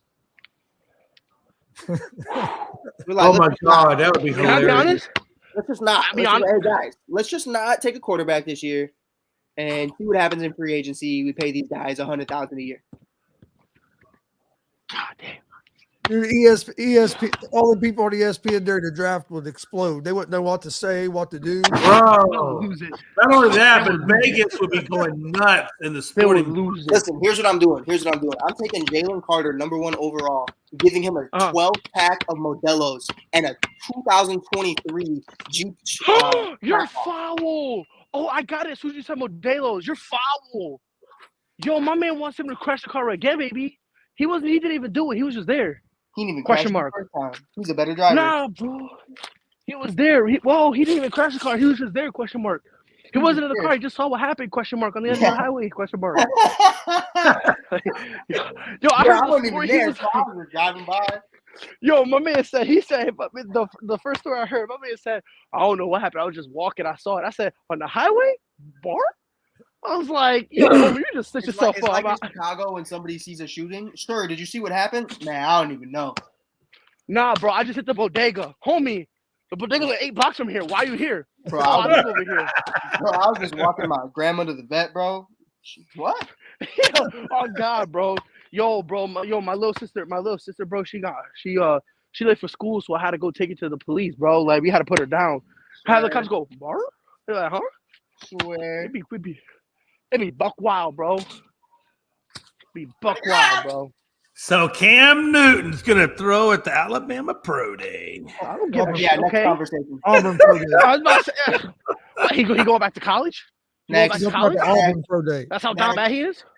Literally, Auburn just felt bad, and they were like, yeah, fuck it. On God. This is just a charity case, bro. It's just a charity case. There ain't 32 dudes better than me, bro. You're right, because there's probably like 40. 40. Let's keep it a bean out here. Let's keep it a bean out here, bro. Like, and that's the thing. So I live in South Carolina, right? I've never in my life seen deep throaters of Cam Newton so bad before he got blackballed. Nah, homie. If he got blackballed, he blackballed himself. My man, oh, well, he didn't even have time to study the playbook. So why would he say, let me go in, coach? Enough with this foolishness, man. The man doo-doo. It's over. Everyone has a run. Some people are blessed. I agree. Like Peyton Manning and Tom Brady, you're going to be on top for a long time. Other guys like Tim Tebow, you only have a couple years. Then you have the middle of the pack guys who has like what, maybe 10 years. Now they run off in the sunset. And Newton has Cam Newton's hasn't throwing ever been the helicopters. same. What are we doing? Newton's never been the same since he Exactly. came back from that shoulder injury. You know? And that's the point, yo. Like this is just a situation where sometimes your body naturally gives out. Other times, the years of abuse you put on your body wears you down to the point that you're not the same guy. Like, and the crazy part about this is me saying that it's controversial. Bar? Like, come on, bro. Like Like congratulations, bro. when he played for the Patriots, there was times he'd run back and throw the ball, and it would just go straight in the dirt. It wouldn't even go Exactly. nowhere. I'm like, And I should know. I watched the games because when we had Cam Newton, I was like, you know what? I'm gonna give him a chance. I'm gonna give him an opportunity. It's a new lease on life, bro. Forget a new lease on life. I wish it was over. I wanted to end my life. Forget a new lease, bro. I wanted to break my lease, bro, and just be homeless, bro. Bump that, bro. Like Cam Newton made me all my days, bro. That he really tested my face as a Patriots fan. I was so butthurt. I was like, yo, my man out here throwing you're right, 10 Brian. If you say that, everybody goes, "Oh, you're just hating on him." Exactly. And it's like, no, I'm not hating. Are you not watching the games? Are you not watching the helicopters he's throwing? He used to have a cannon. My guy's going, throwing the ball 10 yards. You hear that? There was 10 or 15-yard passes that were landing at the wide receiver's feet. Yes, underthrowing over like imagine this. How you overthrow someone 50 yards away from you? Consistently. I don't know. That's crazy to me. Fix it. That is crazy. And that's the thing, bro. Eventually, everyone's time comes to an end. That's just the reality of it. Everyone's time comes to an end. But don't feed me this foolishness, this nonsense, these lies, this garbage about, oh, yeah, bro, he never got a fair shot. He's had more than one fair shot. The league is blackballing him. They don't want him in the league. No. So the league blackball Trent Dilfer? What are we doing here? Like, what are we doing here, bro? What are we doing here? Well, so let me guess. If Baker didn't get signed by Tampa, the league is blackballing Baker. Well, yeah, I can. And I'm a Baker, and everyone here knows this. I'm a Baker fanboy. I'm a Baker fanboy. Yeah. But if no one signed him, I'd have been like, man, I think he should have been. But hey, I'm disappointed. Blackball. I'm not gonna lie, I'm disappointed in what Baker's done in the NFL because I was a big Baker fan coming out of college. Anybody who plans, you better be badass. Sorry, but I'll tell you right now, I am still a Baker fanboy. Just do me a favor. I want Baker to be successful. I hope No. Maybe he finds with Tampa. I don't know. That's not what I'm talking about. That's not what I'm not talking about being, quote, successful. When he wins the MVP and the Lombardi Trophy, come highlight your boy. When that happens, bro, me and Baker, we're going to be laughing at y'all. We're going to be laughing at y'all. Mind you, see, this is a take that I love, right? Because either A, it never happens, but everyone forgot I said it. So it just goes into the history books as just another crazy thing Pride said. Or if it does happen, I can just, said I called it. So this is great for me. Hey, this is great for me. Let me ask you this, because we haven't talked for a little while. What'd you think about the UFC pay-per-view Saturday? I thought Usman won. I'm gonna say that right now. I thought Edwards won, but I told my dad right after the fight, I said I think Edwards won, but I wouldn't be surprised if called a draw because of the lost point. You know what it reminded me of a little bit? A lot, actually. To an extent, not as high in terms of how close it was, but it was still in the same realm. When TJ Dillashaw came back and fought Corey Sandhagen, I thought Corey won. I thought Corey won as well. But it was so close. It was so close that if Corey won, the TJ fans and TJ himself was going to be mad. And then if TJ won, Corey and his fans was going to get mad. Yep. This is kind of what it reminded me of a little bit. It gave me that vibe. When he lost the point, I thought it was going to end up being a draw. I'm surprised they only took 1 point from him because he still kept doing it. And he grabbed the glove, grabbed the fist, kicked him. I'm like, yo, Leon, you really don't. I'm like, you really don't believe in stuff like that, homie? I'm like, golly, bro. Man, you might as well tap out now. Geez, tell you what, I really enjoyed the Gaethje and Fiziev fight, man. They were going. I love that, bro. That fight, I bro. wish it was a 5-round fight. I thought it was going awesome. Man, this is like a 3-round fight. We need 5 rounds of this. 100%, bro. But I don't understand why Colby Covington is next in line. Oh, that makes no sense to me. But you know why? I mean, he's Dana White privilege. Boy. Yeah, that's all it really is. Which is weird because he used to hate him. They used to hate each other. Now all of a sudden, Colby Covington has no choice but to fall in line and start listening to Dana because now he's starting to get what he wants. Let this sink in, bro. He's fought Usman twice, got demolished twice, and then there's another loss he has in there. In his last 4, he's like what 1-4 or 1-3 in his last 4. Yeah, I think so. How does that make you? I don't know, man. Like this is a weird sport. This is weird, bro. Like, but and then Islam Makhachev was like, "Oh yeah, I want you." He's like, "I want Leon." I was like, "Homie, you barely survived Alexander Volkanovski. Settle down, stay in your own division, homie. Because if you couldn't handle Volk, bro, and that was a hell of a fight. That was a hell of a fight too. I thought Volkanovski won. I gave it to Volk. I gave it to Makhachev barely, but it was close. It was uber close, bro. But I don't know, man. I don't know if I'm watching the Edwards and Covington fight because, I mean, check me if I'm wrong. That fight does not excite me in the slightest. No, it doesn't me either. It doesn't excite me. Like, Honestly, I don't care for it. I think Edwards will probably knock him out. I think he does. No, I don't think so. I think Colby Covington does what he did with Masvidal. Talks all that garbage, and as soon as he gets the octagon, gets scared, and just wants to like dry hump you. He's gonna fight like Marvin Vettori. Or he might get he could get tapped out. Edwards isn't bad if he can get you down. Edwards just ain't great off his back. What do you think about the Pereira and Adesanya coming up? I think that's going to be a pretty good card. You also got massive. So here's my thing. I'll be honest. I don't know how I feel about it because Pereira won, right? But and mind you, I picked Pereira to win. Yeah, I think we both did, didn't we? Yes, yeah, we both had picked him. Watching that fight though, if Izzy just clinches his jaw when he got hit with that right, I don't think he gets put down. I genuinely don't think he gets put down. If he had clinched his jaw, I think he eats it. Because remember, up until that point, Izzy was respectfully shitting on him. Yep. He was shitting on him. It was the fifth round that happened, and I had Izzy winning 3-1. I had Izzy up 3-1. It's a hard fight for me because I think Izzy will win it, but I also think Pereira is in Izzy's head. I think he's deep in there, bro. He's literally mind fucking him. Like he's got no pants, and he's that's what worries me about the fight is because if somebody gets in your head, it can be a hard thing to overcome. But here's the thing, though. Will it affect Izzy? Because Izzy, he's all about that psychological warfare. Like he's done it to Robert Whittaker. He did it to Marvin Vettori. He did it to Anderson Silva. Even though with Silva it was respect, but regardless, it was still that psychological warfare. So that's kind of where it's iffy, where it's like, damn man, like, will it really bother him?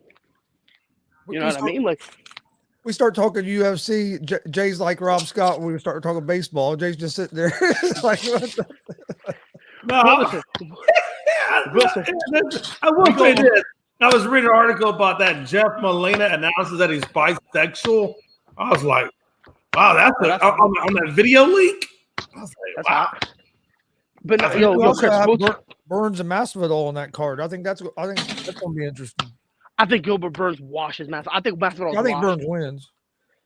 I think after that second fight with Usman, Masvidal's washed. I don't know how Jorge Masvidal keeps getting these big fights. I agree. It's the same thing with Colby Covington. Well, I think it's different because with Masvidal, his style is exciting.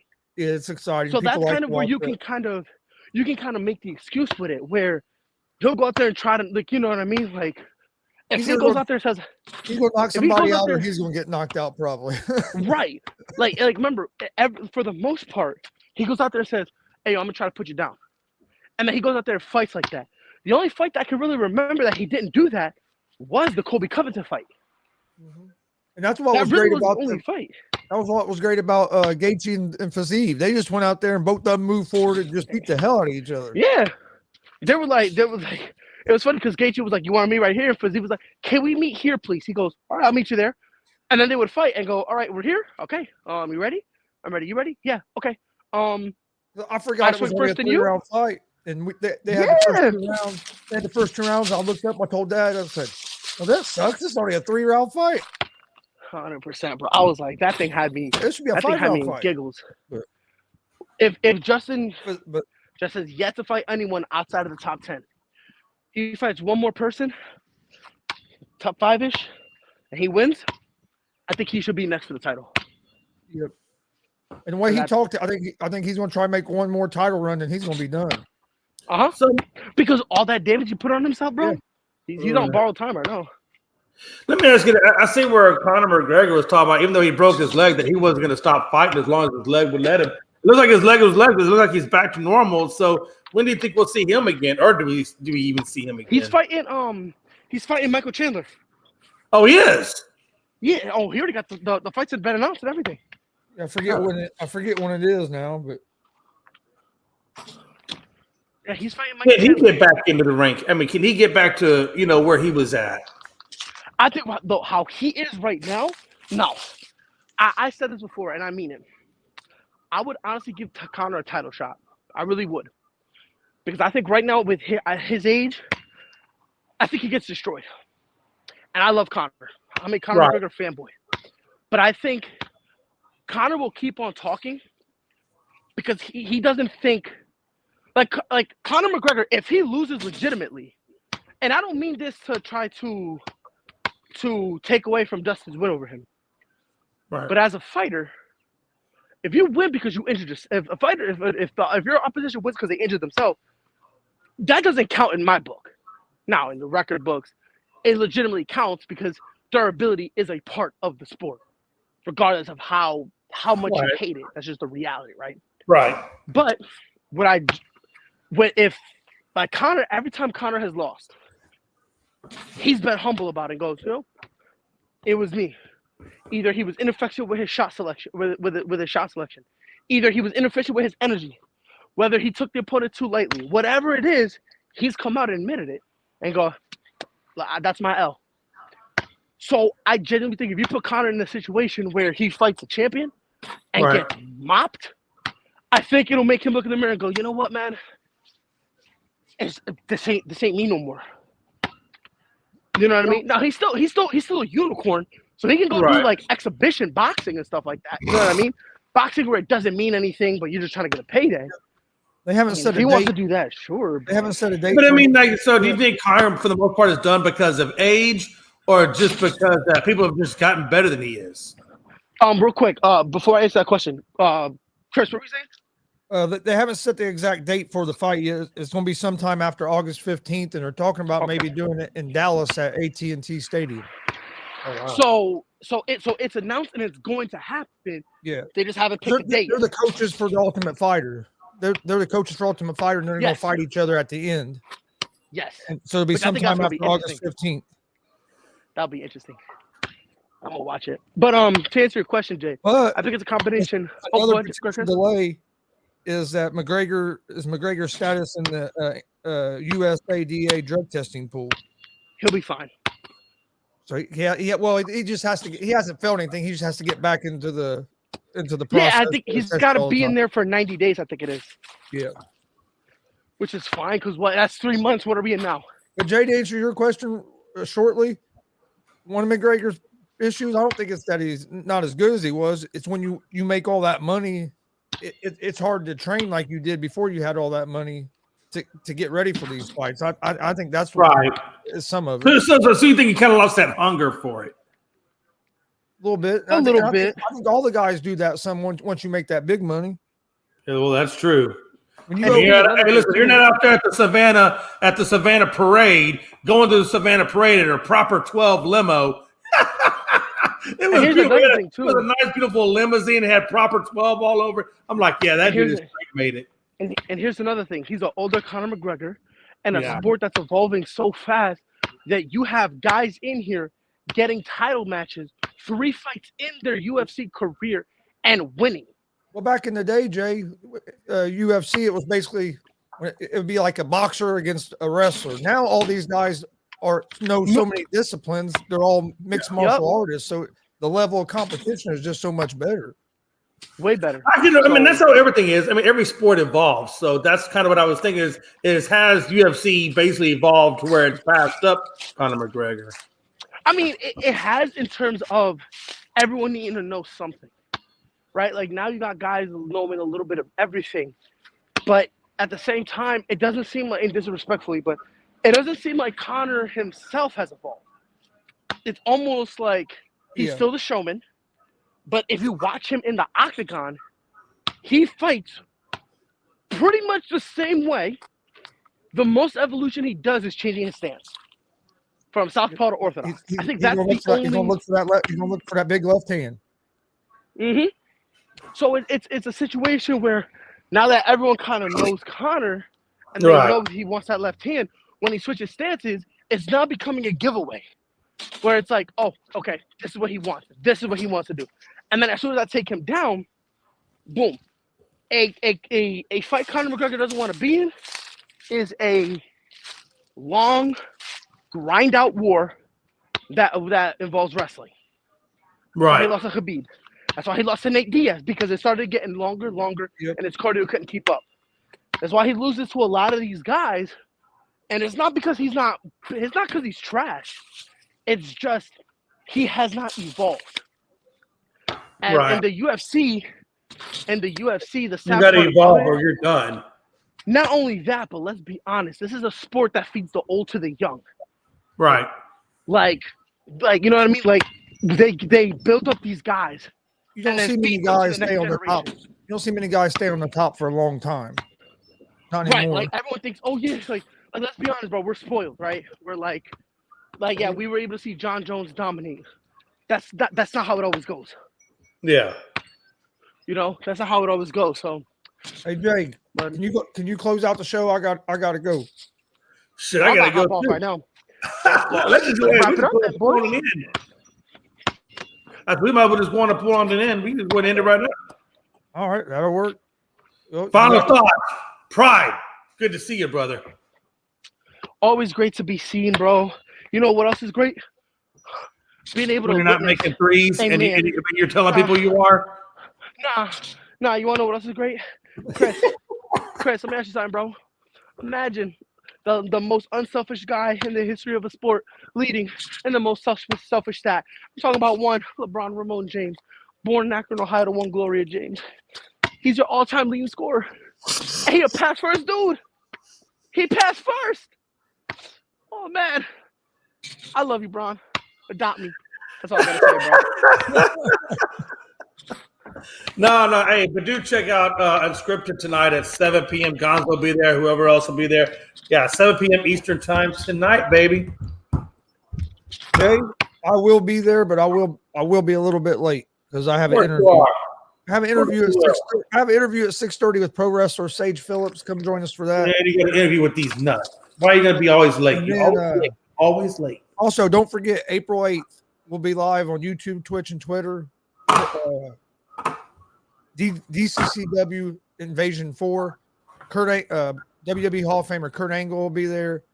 WWE Hall of Famer Rikishi and Buff Bagwell will all be in attendance at that show. So check it out. Check out the ASAP Network app.